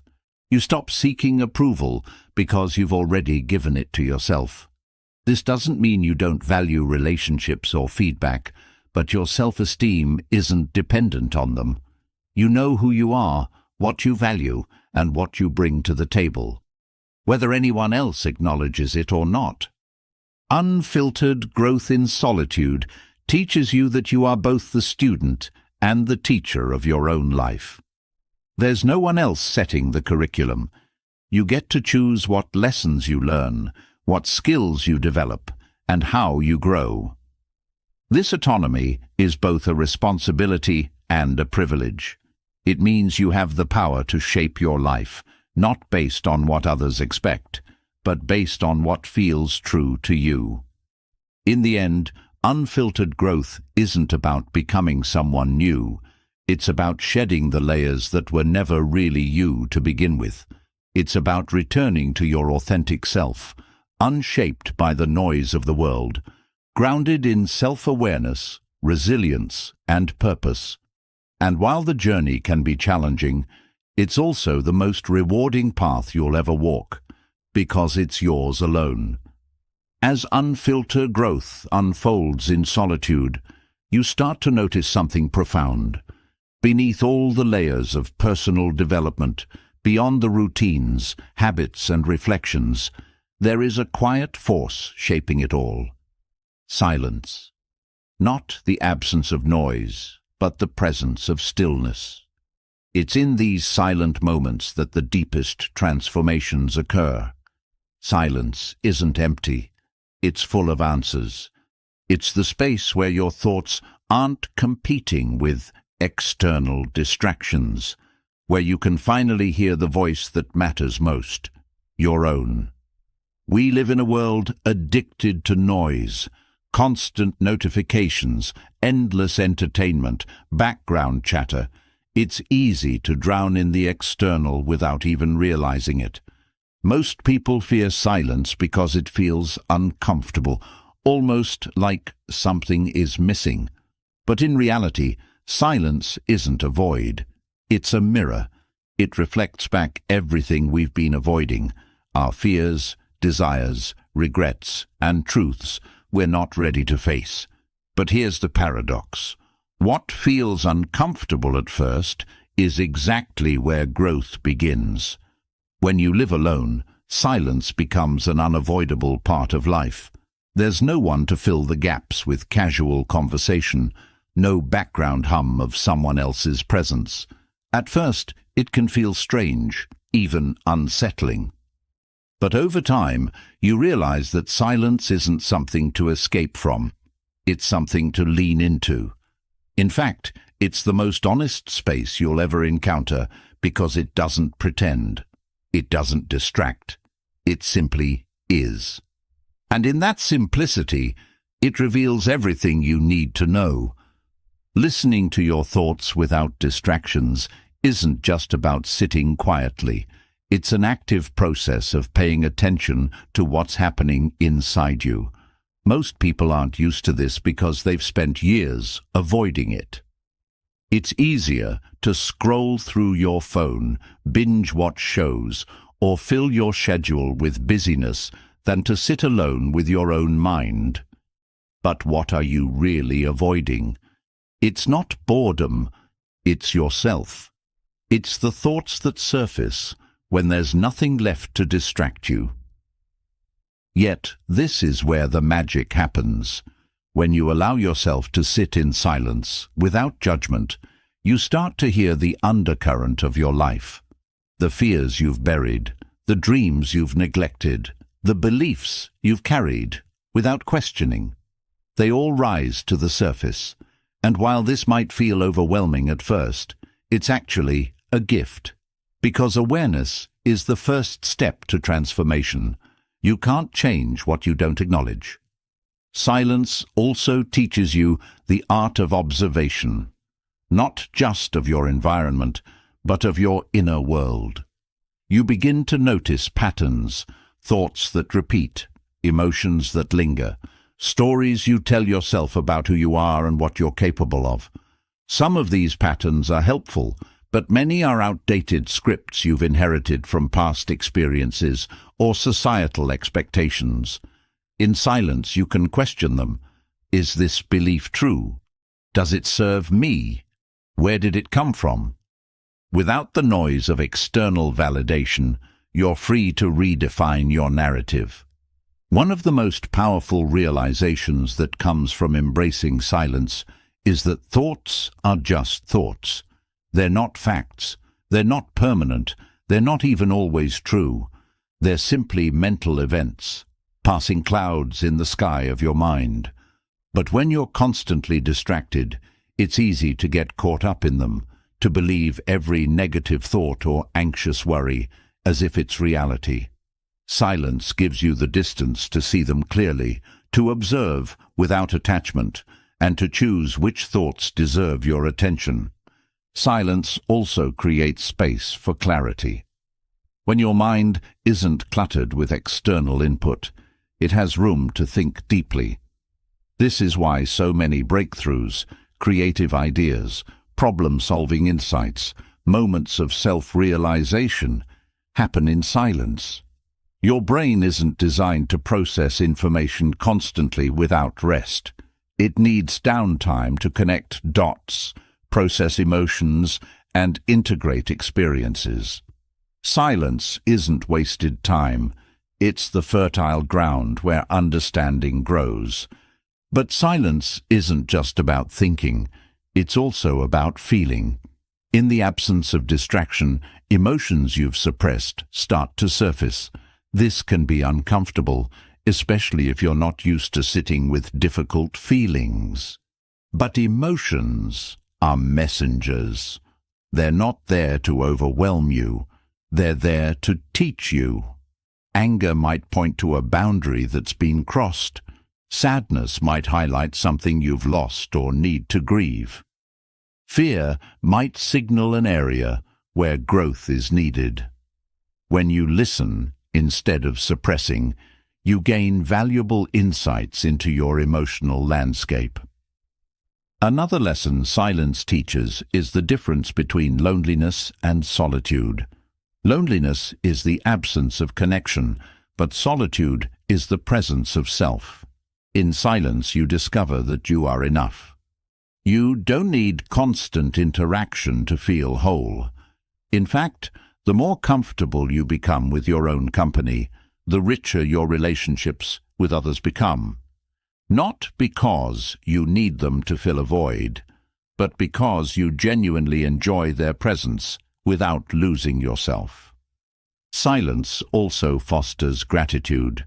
When you slow down and remove the noise, you start to notice the small things, the warmth of sunlight, the sound of your breath, the rhythm of your heartbeat.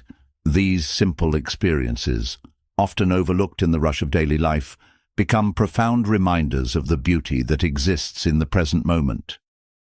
Gratitude doesn't always require grand gestures.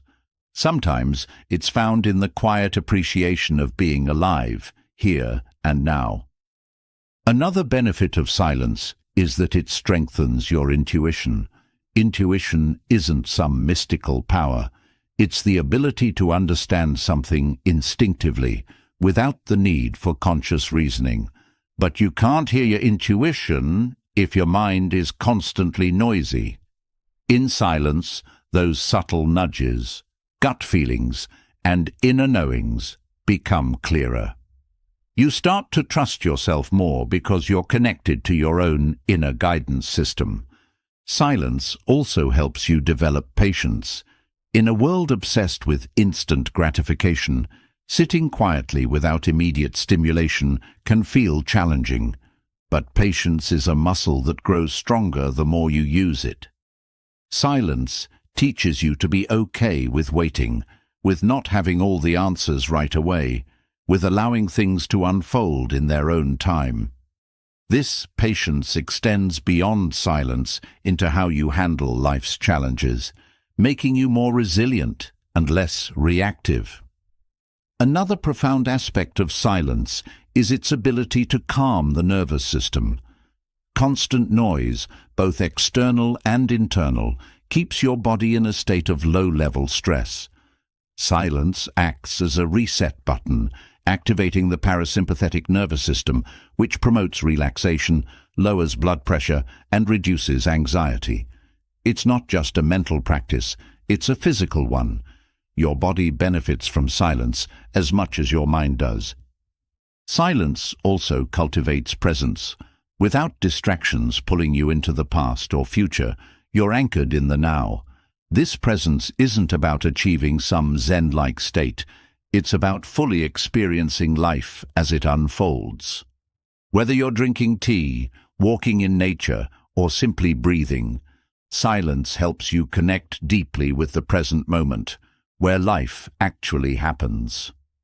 Another lesson from silence is that you don't have to respond to everything. In conversations, we often feel pressured to fill gaps with words, to react quickly, to prove we're engaged. But silence can be a powerful communicator. It allows space for reflection, for deeper understanding, for emotions to settle. In relationships, comfortable silence is a sign of genuine connection, where presence matters more than words. Silence also challenges your identity. Without external feedback, compliments, criticisms, labels, you're left to define yourself. Who are you when no one's watching? What do you value when there's no one to impress? These are questions that can only be answered in the quiet. And while the answers may evolve over time, the process of asking is transformative in itself. Living alone amplifies this because there's no buffer between you and your inner world. But rather than seeing this as a void to fill, you begin to see it as space to grow. Silence becomes your teacher.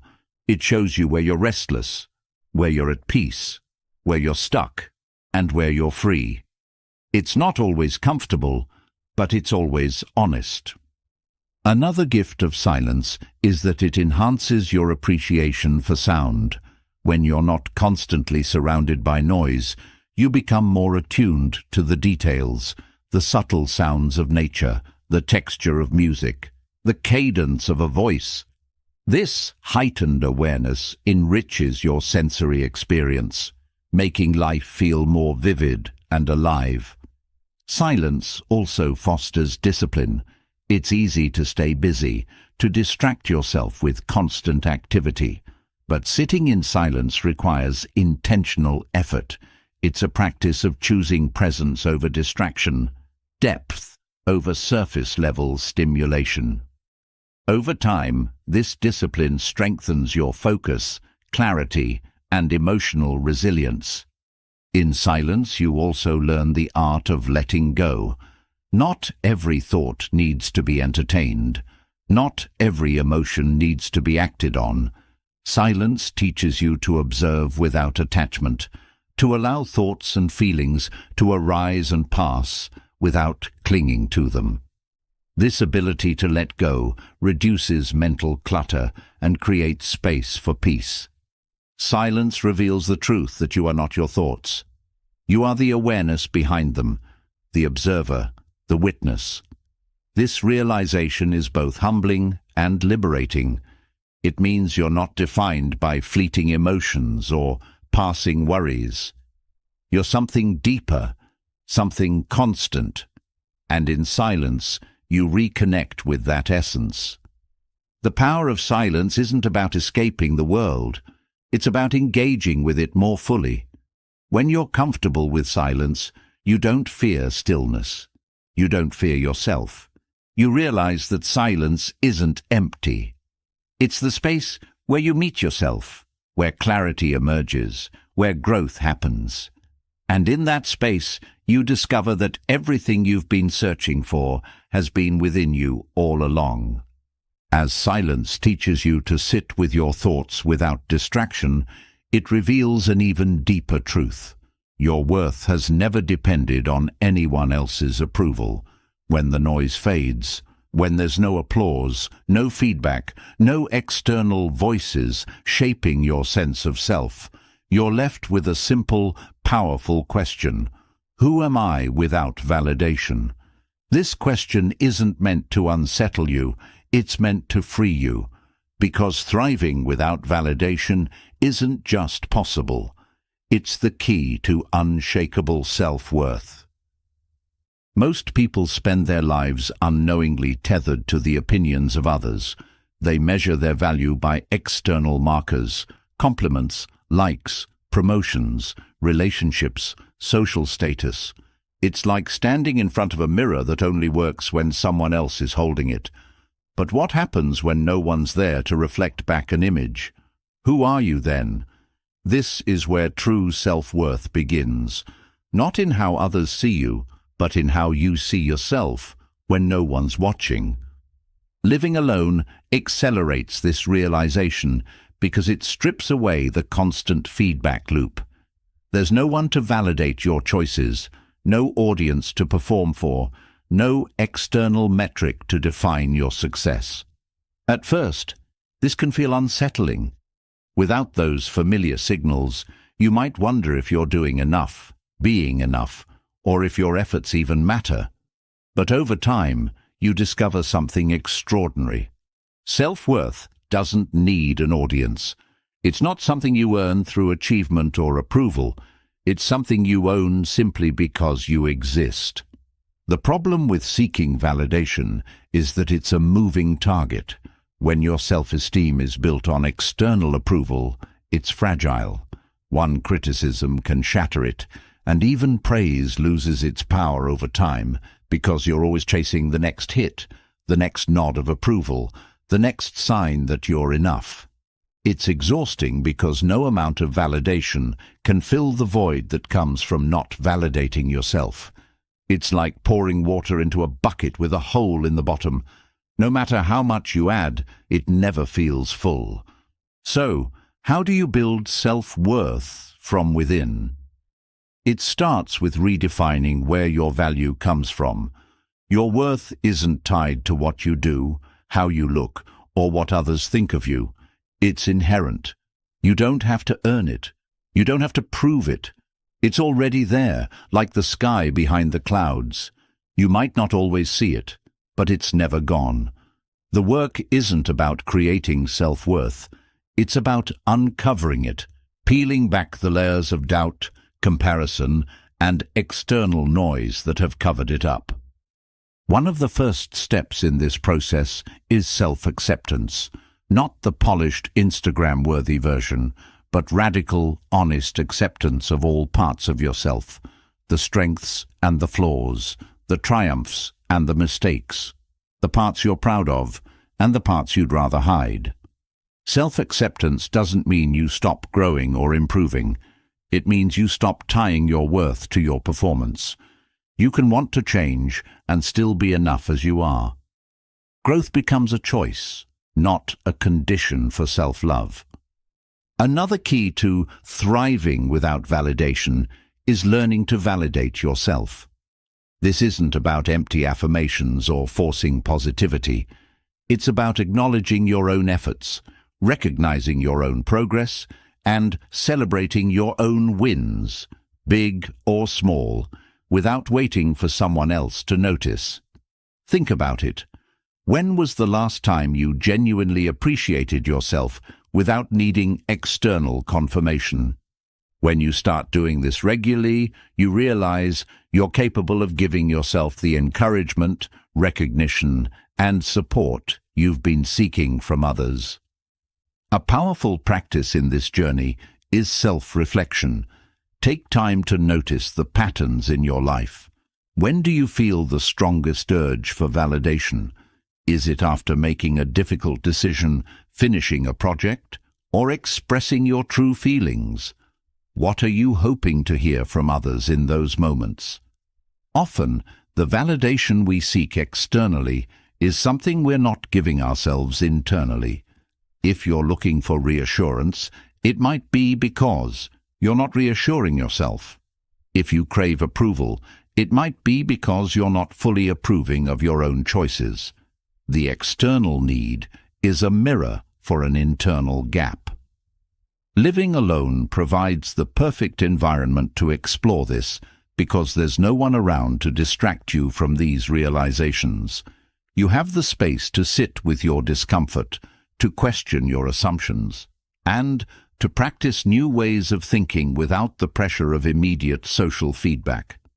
It's a laboratory for self-discovery, where you can experiment with different perspectives and habits, learning what truly resonates with you, not because it earns applause, but because it feels authentic.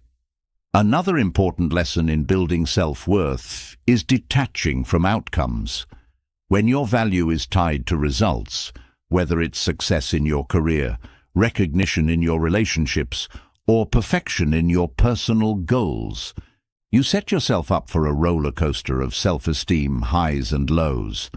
But what if your worth wasn't dependent on how things turned out?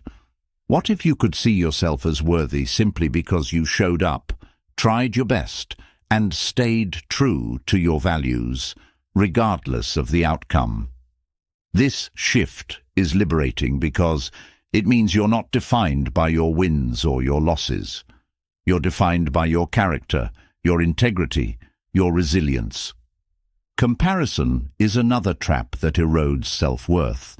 It's easy to measure yourself against others, especially in a world where everyone's highlight reel is on display. But comparison is a thief. It steals your joy, your confidence, and your sense of enoughness.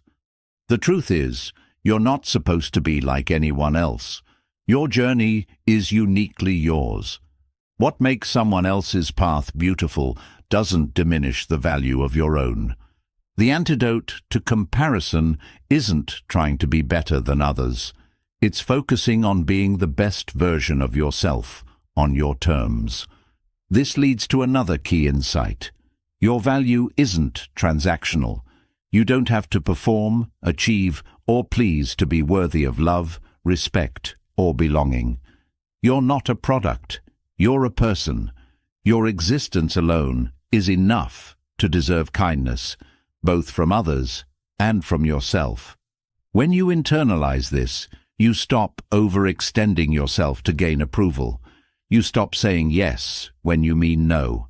You stop shrinking to fit into spaces that don't honor who you are. You start living authentically, not for validation, but because it feels true.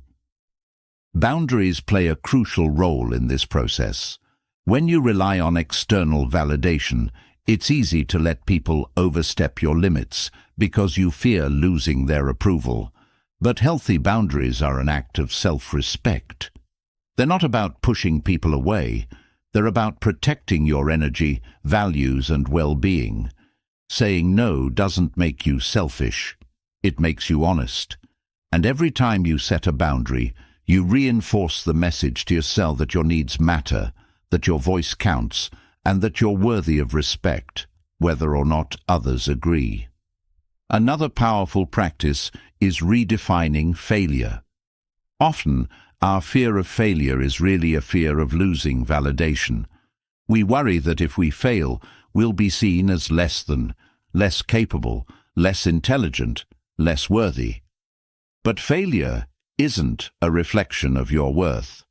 It's a reflection of your courage to try.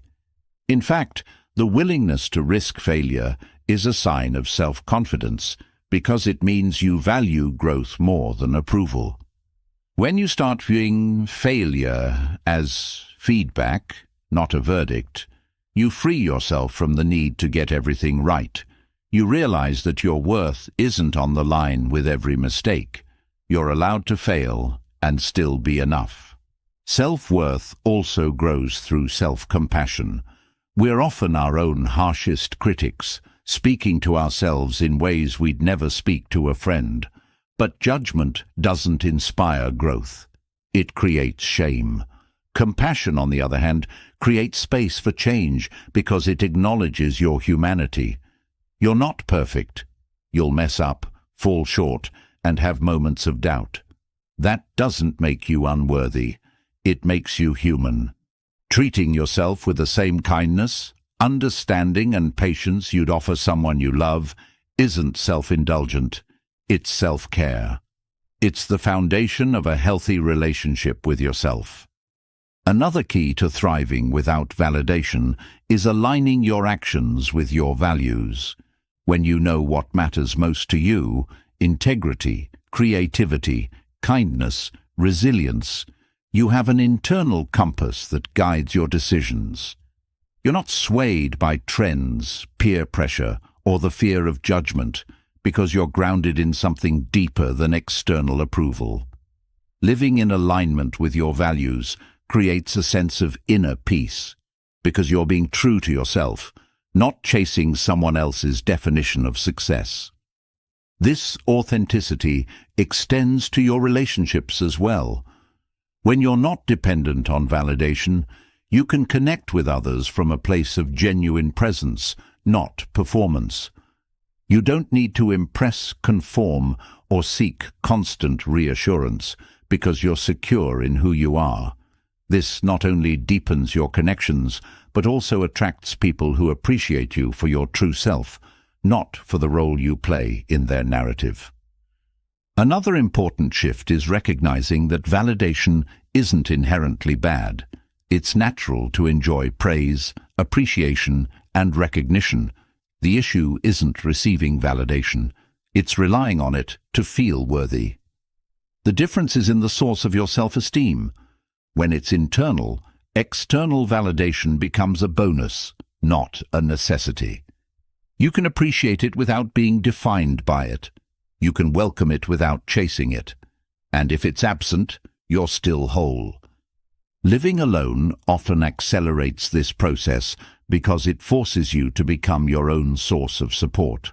You learn to cheer yourself on, comfort yourself in difficult moments, and celebrate your own milestones. This self-reliance doesn't mean you don't value others. It means you don't need them to complete you. You're not looking for someone to fill a void because there is no void. You're already whole. Another practice that strengthens self-worth is gratitude. Not just for external things, but for yourself. Reflect on the qualities you admire in yourself, the challenges you've overcome, the growth you've experienced. Gratitude shifts your focus from what you lack to what you already possess. It's a reminder that you've always had value, even in your hardest moments. Thriving without validation requires trusting yourself, trusting your intuition, your decisions, your ability to navigate life. This trust is built through experience, by showing up for yourself consistently, honoring your boundaries, learning from your mistakes, and staying true to your values. It's not about never feeling doubt. It's about knowing that even in doubt, you can rely on yourself. In the end, self-worth isn't something you find outside of yourself. It's not hidden in someone's approval, in accomplishments, or in perfection. It's been with you all along, waiting to be seen, nurtured and owned. And once you claim it, no one can take it away, because it was never theirs to give in the first place.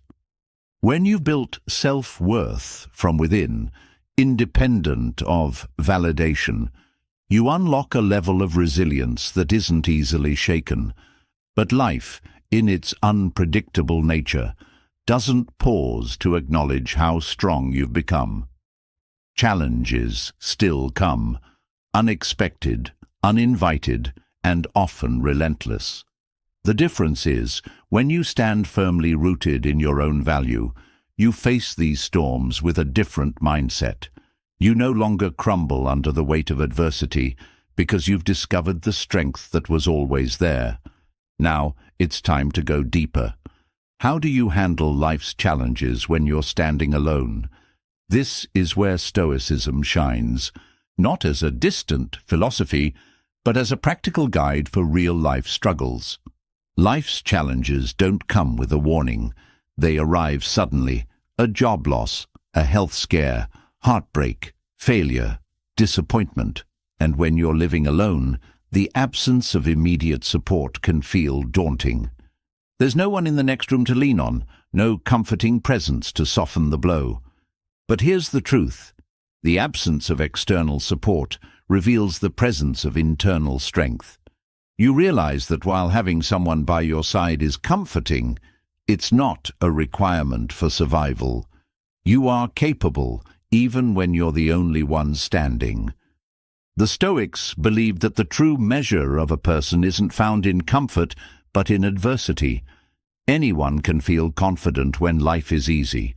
The real question is, who are you when life gets hard? That's when character's tested, not by the challenge itself, but by your response to it. Stoicism doesn't promise to remove the pain of life's difficulties. but it offers a way to face them with clarity, courage, and composure. It teaches that while you can't control what happens to you, you always control how you respond, and in that response lies your power. One of the first principles the Stoics taught is to distinguish between what's within your control and what's not. This sounds simple, but it's transformative. Most of our suffering comes not from the event itself, but from our resistance to it. We waste energy trying to change things that are beyond our influence, other people's actions, the past, the future, outcomes we can't dictate. But when you shift your focus to what you can control, your thoughts, your choices, your attitude, you regain a sense of agency. Life may throw chaos your way, but you don't have to let that chaos live inside you. This mindset is especially powerful when facing challenges alone, because it keeps you anchored. You might not have control over the storm, but you control how you sail your ship. You decide whether to be consumed by fear or guided by reason, whether to react impulsively or respond thoughtfully. The external world may be unpredictable, but your internal world can be a place of stability, even in the most turbulent times. Another key Stoic principle is the idea of voluntary discomfort. This doesn't mean seeking out suffering, but rather practicing resilience before life forces it upon you. The Stoics would deliberately expose themselves to discomfort, fasting, walking barefoot in the cold, sleeping on the floor, not to be miserable, but to train their minds. They understood that if you can become comfortable with discomfort, life's challenges lose their power to break you. You realize that hardship isn't the enemy, it's a teacher. Every challenge is an opportunity to practice strength, patience, and wisdom. When you live alone, life naturally offers these opportunities. There's no one else to carry the burdens for you. You face loneliness, decision-making, financial pressures, and emotional struggles head-on. But instead of seeing these as disadvantages, Stoicism reframes them as growth points. The weight you carry alone builds muscles others never develop. It's in the solitude, the silence, the struggle that you meet parts of yourself you'd never encounter in comfort. Another powerful Stoic tool is negative visualization. This practice isn't about being pessimistic. It's about preparing your mind. The Stoics would regularly reflect on worst-case scenarios, not to dwell on fear, but to strip those fears of their power. When you face your fears mentally, you're less overwhelmed when they appear in reality. You're not caught off guard because you've already rehearsed the possibility. This doesn't mean you expect the worst in life, but that you're mentally fortified for it. And when challenges come, instead of thinking, "I can't handle this," you think, "I've prepared for this." But even with preparation, life can be brutally unpredictable. That's why another core Stoic practice is the power of the present moment. Most anxiety comes from living in the past or future, regretting what's gone, fearing what's ahead. But the only moment you truly have is now. In the midst of a crisis, it's easy to spiral. What if this gets worse? What if I fail? What if I can't fix it? Stoicism teaches you to pause and ask, what's the next right thing I can do right now? Not in a week, not in a year, right now. Focusing on the present breaks the cycle of overwhelming thoughts and grounds you in action. When you're alone, this skill becomes vital.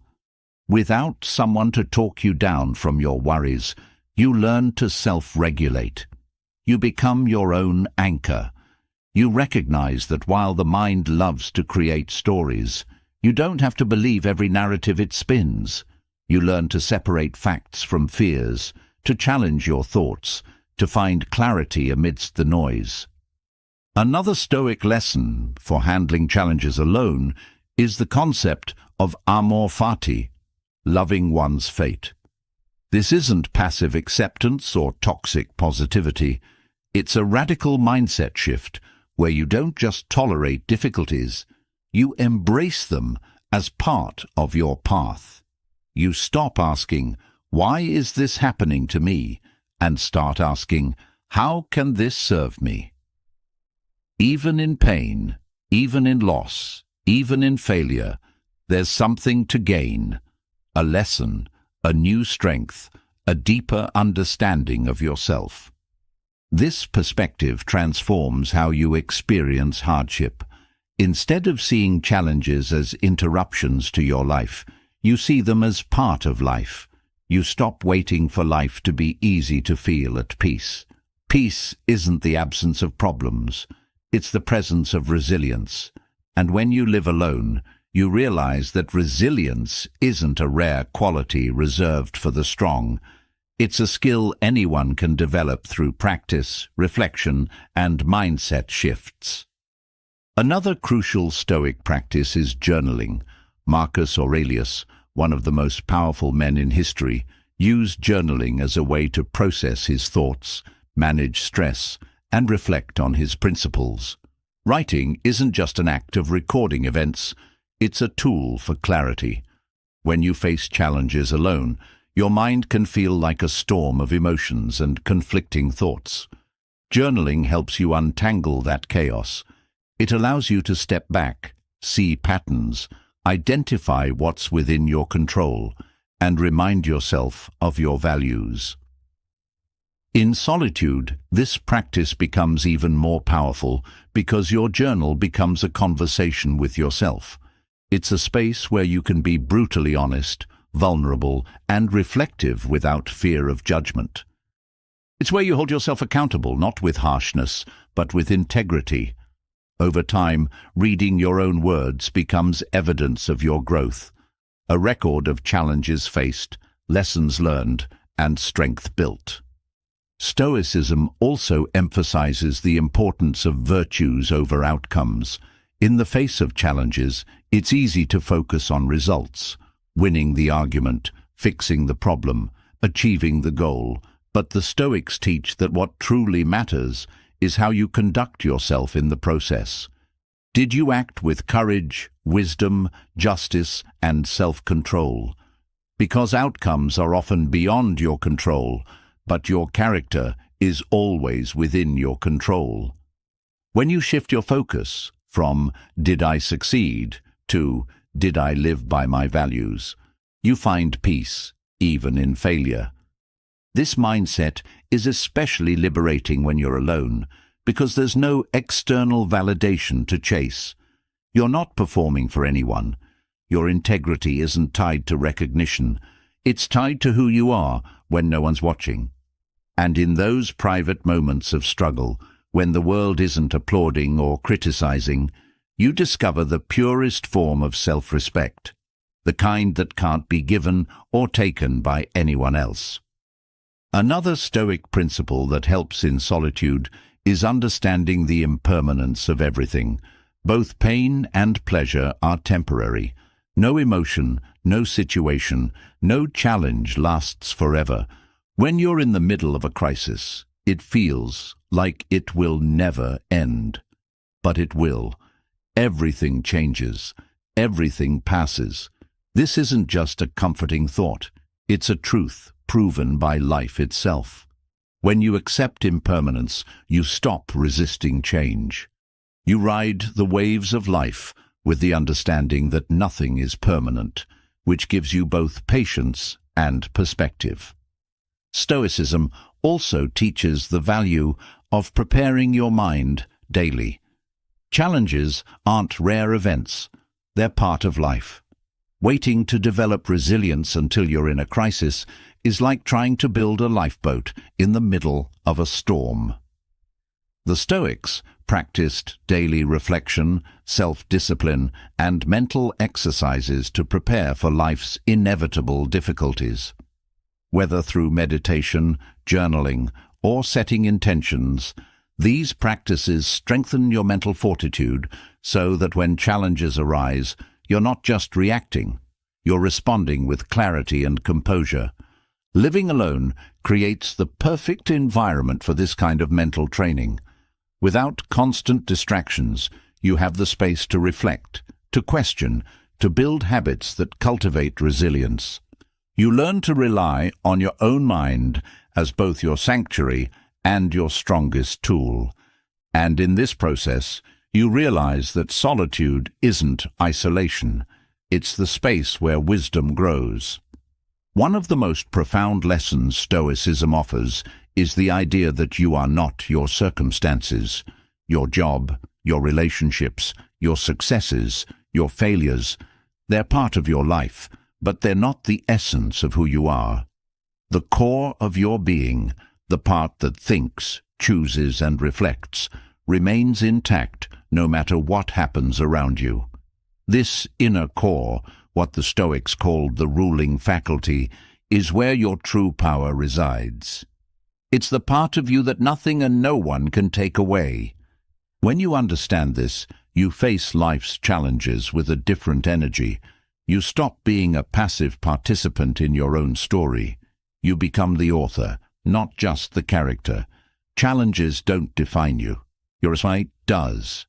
And when you're standing alone, facing life's difficulties without a safety net, you realize you were never without one. That safety net was always within you, woven from your values, your mindset, your resilience. In the end, the Stoic approach to handling life's challenges alone isn't about suppressing emotions or pretending to be unaffected. It's about meeting reality as it is, not as you wish it to be. It's about finding strength, not in the absence of struggle, but in the way you navigate through it. And when you come out the other side, not untouched, but unbroken, you realize that solitude was never your weakness. It was your training ground. When you've mastered the Stoic approach to handling life's challenges alone, something shifts inside you. You begin to see that resilience doesn't just help you survive, it empowers you to live authentically. It strips away the illusions of dependency, revealing the raw, unfiltered truth. You are enough. But beyond resilience lies another form of freedom, one often overlooked because it hides in plain sight: the freedom from relationship negotiations. It's not about rejecting connections. It's about living life entirely on your own terms, without the constant need to compromise who you are to fit into someone else's expectations. In most relationships, whether romantic, familial, or even friendships, there's an invisible dance happening. A give and take, a subtle or not so subtle negotiation of boundaries, needs, and compromises. While healthy relationships thrive on mutual respect, there's no denying that they also come with their fair share of adjustments. You modify your plans, soften your words, sometimes even dim parts of yourself to maintain harmony. But what if you didn't have to? What if your life didn't need to be negotiated with anyone but yourself?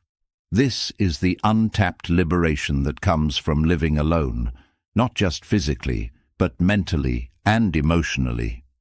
When you're free from relationship negotiations, you wake up each day with one simple question: what do I want for myself today?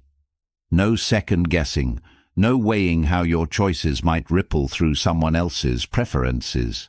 No silent calculations about whether your decisions will upset the delicate balance of a relationship. It's just you, your thoughts, your desires, your goals, unfiltered and unapologetic. This isn't selfishness. It's self-sovereignty. It's the realization that your life is yours to live, not a joint venture requiring constant compromise.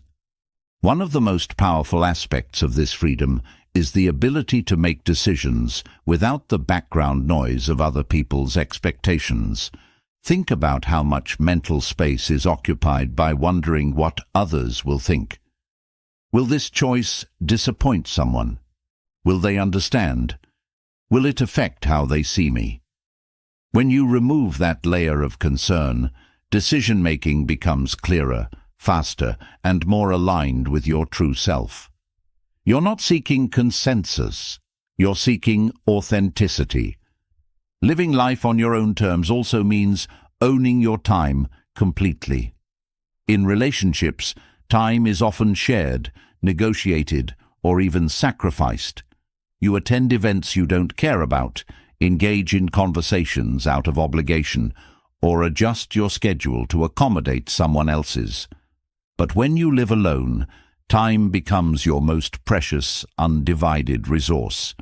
You decide how to spend it, whether that's pursuing passions, resting, exploring, or simply doing nothing at all. There's no guilt attached, no explanations needed, no apologies required. Another profound freedom comes from emotional autonomy.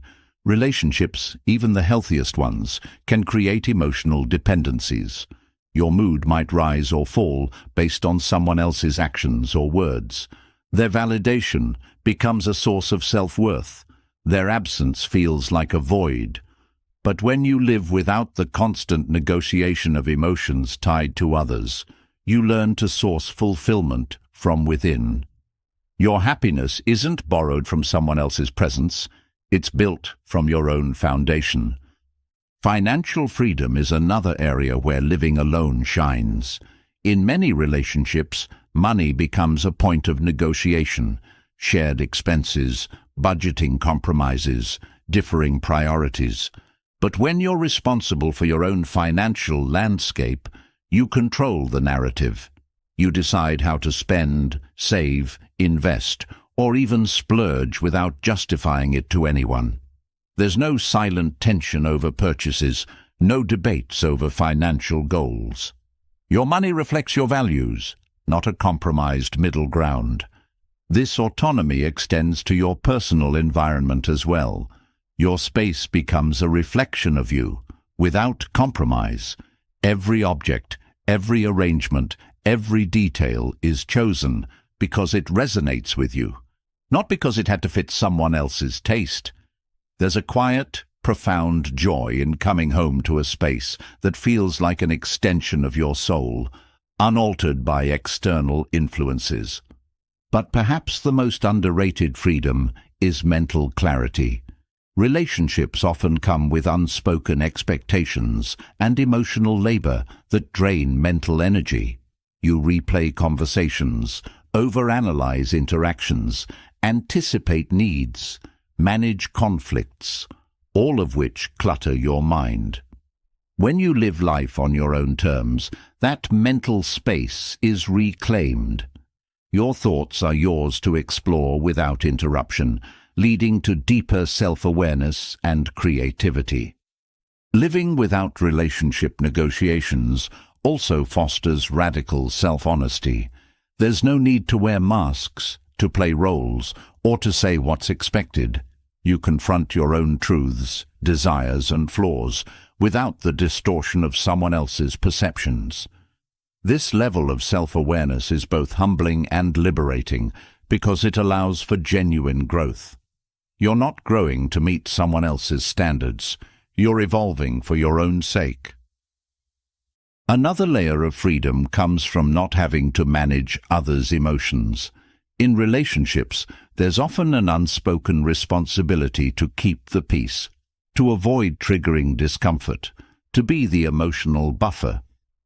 But when you're alone, you're not walking on eggshells. You're not diluting your words or suppressing your feelings to maintain harmony. This doesn't mean you become careless or insensitive. It means you operate from a place of authenticity rather than appeasement. Living on your own terms also means redefining success. In relationships, success often gets tangled with shared milestones, marriage, family, joint achievements. But when you're not bound by those traditional markers, you create your own metrics. Success becomes personal, not performative. It might look like mastering a skill, achieving inner peace, traveling solo, or simply living a life that feels true to you. There's no external checklist dictating whether you're on track. You're not comparing timelines because you've opted out of the race altogether. Another overlooked freedom is the ability to evolve without negotiation. In relationships, growth can be complicated. What if you outgrow shared interests? What if your personal transformation disrupts the dynamic? But when you live alone, your evolution isn't tethered to someone else's comfort. You're free to change, to shift your beliefs, habits, goals, without asking for permission or worrying about how it will affect another person. Growth becomes fluid, natural, and entirely self-directed. This autonomy also brings peace of mind. There's no underlying anxiety about losing someone's affection, no fear of abandonment, no silent compromises to keep things okay. You're not walking through life on emotional tiptoes. Instead, you stand grounded, knowing that your well-being isn't dependent on maintaining a fragile balance with another person. Peace isn't something you negotiate for, it's something you own. Another powerful aspect of living life on your own terms is freedom from societal expectations. Relationships often come with a script. Meet someone, settle down, follow traditional milestones. But when you choose to live alone, you rewrite that script. You challenge norms not out of rebellion, but out of alignment with your truth. You're not living to meet someone else's timeline or definition of success. Your life becomes a canvas, and you're both the artist and the critic. In this space of autonomy, you also discover the richness of solitude. It's not the absence of connection, it's the presence of self. You learn to enjoy your own company, to find fulfillment in your thoughts, hobbies, and experiences without needing constant companionship. This self-sufficiency isn't about isolation. It's about realizing that you are whole, not a half waiting to be completed.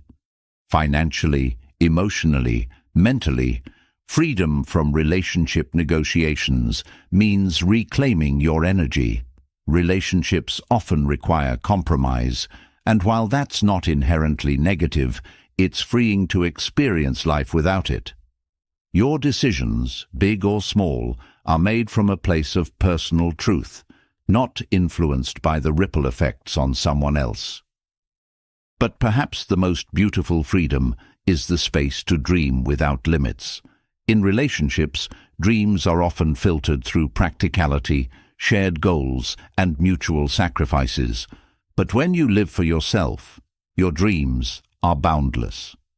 You don't have to explain why you want to change careers, move cities, or pursue an unconventional path. Your why is enough because it's yours. This doesn't mean rejecting relationships altogether. It means entering them from a place of wholeness, not dependency.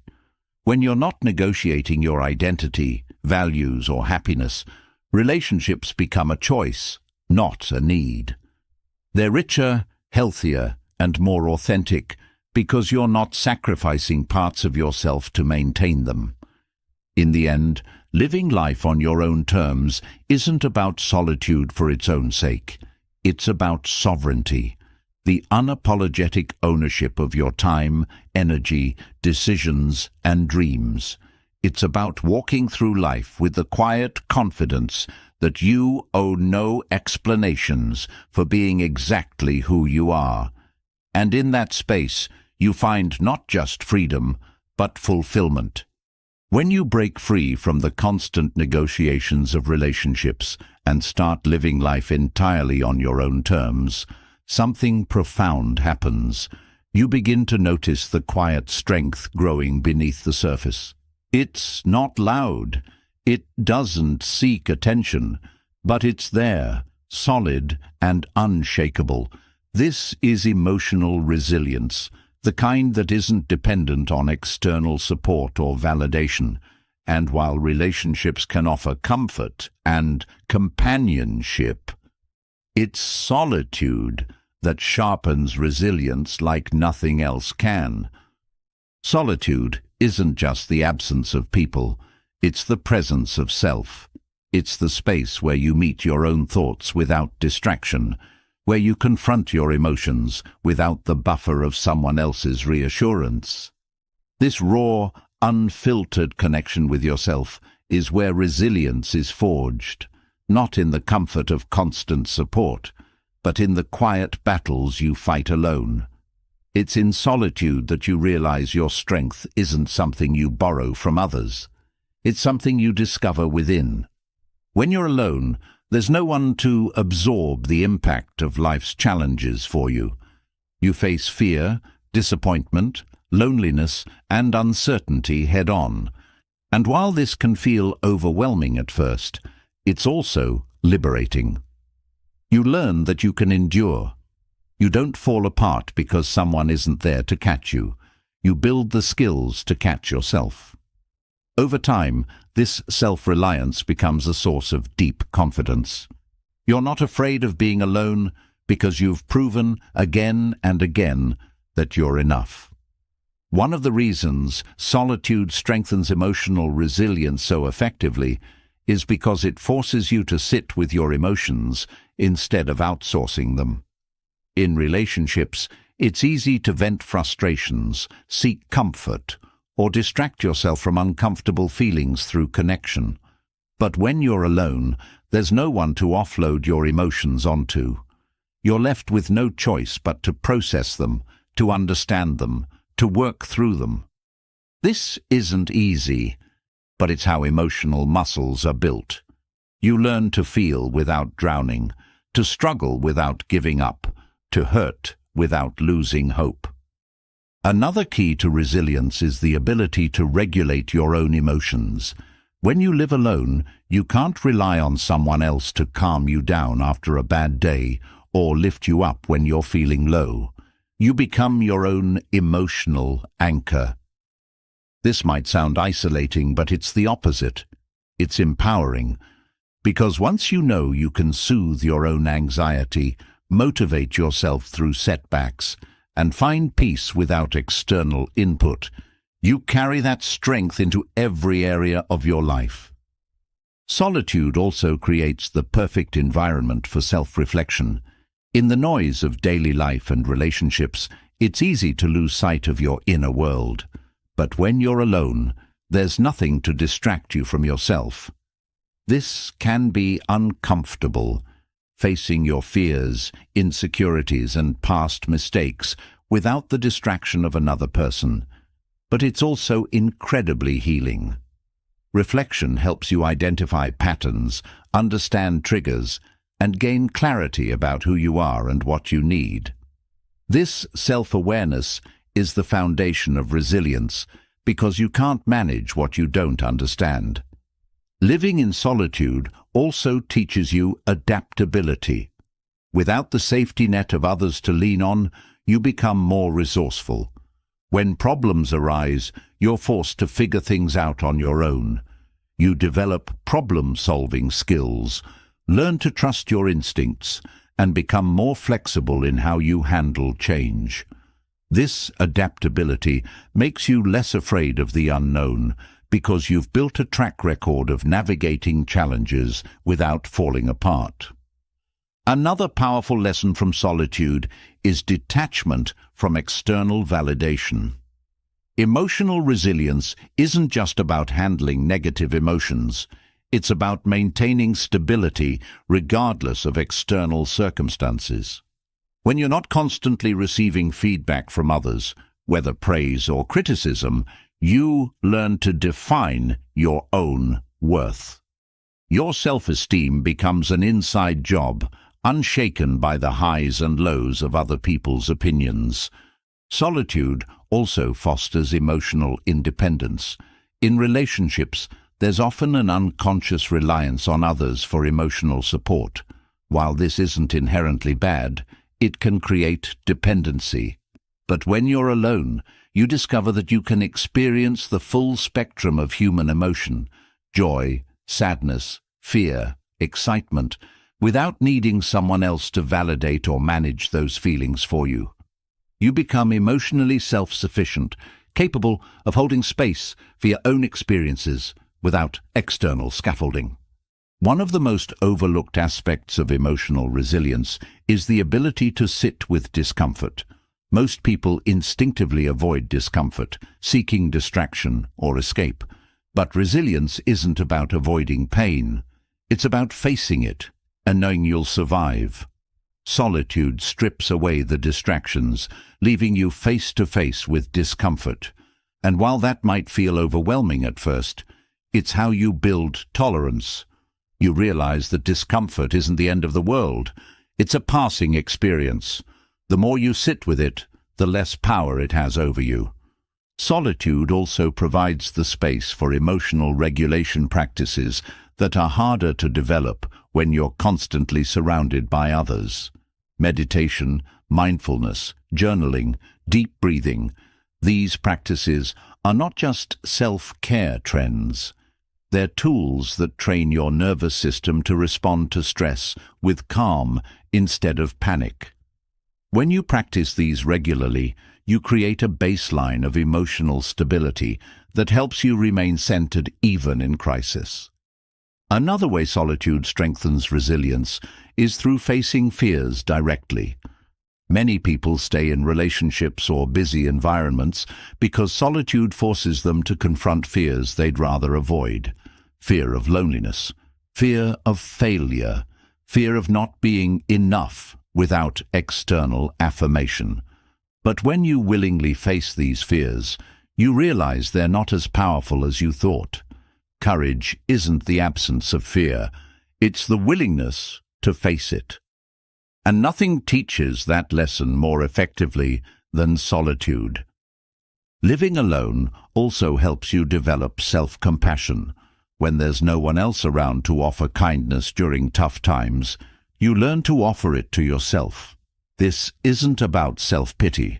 It's about treating yourself with the same understanding and patience you'd offer a friend. Self-compassion builds resilience because it allows you to fail, struggle, and hurt without adding the weight of self-judgment. You become your own source of comfort and encouragement, which means you're never truly alone in your struggles. Another critical aspect of resilience is perspective. Solitude provides the mental space to zoom out, to see the bigger picture beyond the immediate crisis.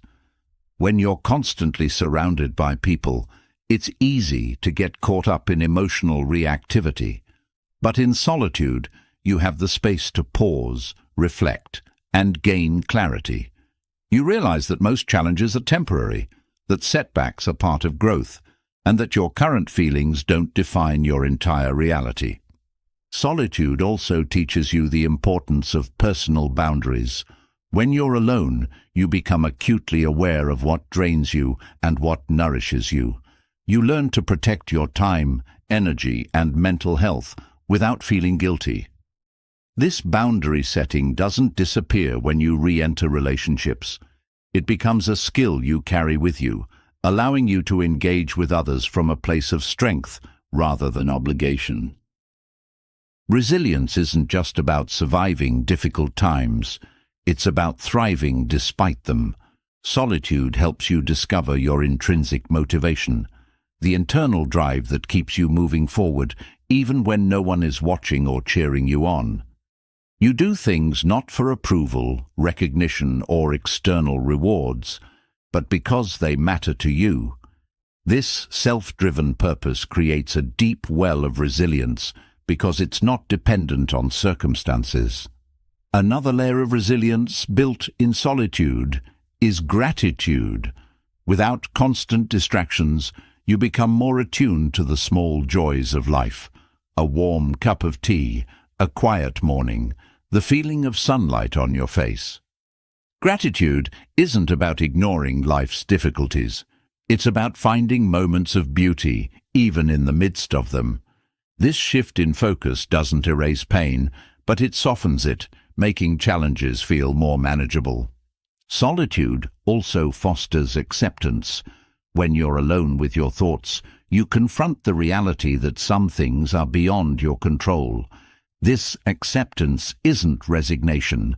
It's the foundation of resilience. You stop wasting energy fighting what is and start focusing on how you'll respond. Acceptance doesn't mean you're okay with everything that happens. It means you acknowledge reality without letting it define your emotional state. Another way solitude strengthens resilience is through building self-trust. When you face challenges alone, you learn to rely on your own judgment, intuition, and problem-solving skills. Over time, this builds an unshakable confidence in your ability to handle whatever life throws your way. You don't just hope you can get through tough times. You know you can, because you've done it before. Living in solitude also teaches you the art of letting go. Without constant emotional attachments or the need to manage others' expectations, you learn to release what no longer serves you: old grudges, limiting beliefs, unnecessary worries. Letting go doesn't mean you stop caring. It means you stop carrying unnecessary weight. This emotional lightness makes you more adaptable and less weighed down by life's inevitable ups and downs. Another overlooked benefit is the ability to redefine failure. In solitude, failure isn't a public spectacle. It's a private lesson. Without the fear of judgment, you're more willing to take risks, try new things, and learn from mistakes. Failure becomes feedback, not a reflection of your worth. This mindset reduces the fear of setbacks because you see them as part of the process, not the end of the road. Solitude also nurtures emotional stability because it removes the constant fluctuations that come from being overly influenced by others' moods and reactions. Your emotional baseline isn't tied to the external environment. It's cultivated from within. This stability doesn't mean you never feel strong emotions. It means you're not overwhelmed by them. You experience emotions fully, but recover more quickly because you've built emotional endurance. One of the most profound lessons solitude offers is the realization that you are complete on your own. This isn't about rejecting connection. It's about understanding that your worth, happiness, and resilience aren't dependent on anyone else. Relationships become choices, not crutches. You engage with others from a place of wholeness, not need. Solitude teaches you that resilience isn't about being invulnerable. It's about being adaptable. It's about bending without breaking, feeling without falling apart, struggling without giving up. And while relationships can support resilience, solitude is where it's forged. It's in the quiet moments, the private battles, the unseen victories that your true strength emerges. In the end, solitude isn't a space you survive. It's a space where you thrive. It's where resilience isn't just built, it's revealed. After everything we've explored, one truth stands clear. Living alone isn't a weakness. It's a superpower. It's not about rejecting relationships. It's about embracing the kind of freedom, growth, and resilience that only solitude can offer. When you live alone, you don't compromise your peace for the sake of keeping someone else happy. You don't shrink to fit into someone else's expectations. You expand. You evolve. You become unapologetically you. Solitude isn't the absence of connection. It's the presence of self. It's where you build emotional resilience stronger than any relationship can provide, where your self-worth isn't up for negotiation, and where your peace isn't dependent on anyone's validation. Your space, your rules, your life, fully owned, fully lived. Now I'd love to hear from you. What's the greatest lesson you've learned from solitude? Or maybe you've been thinking about embracing this path but haven't made the leap yet. Drop your thoughts in the comments below. I'd love to read your perspective. And if this resonated with you, if it made you think differently about what it means to be alone, don't forget to hit that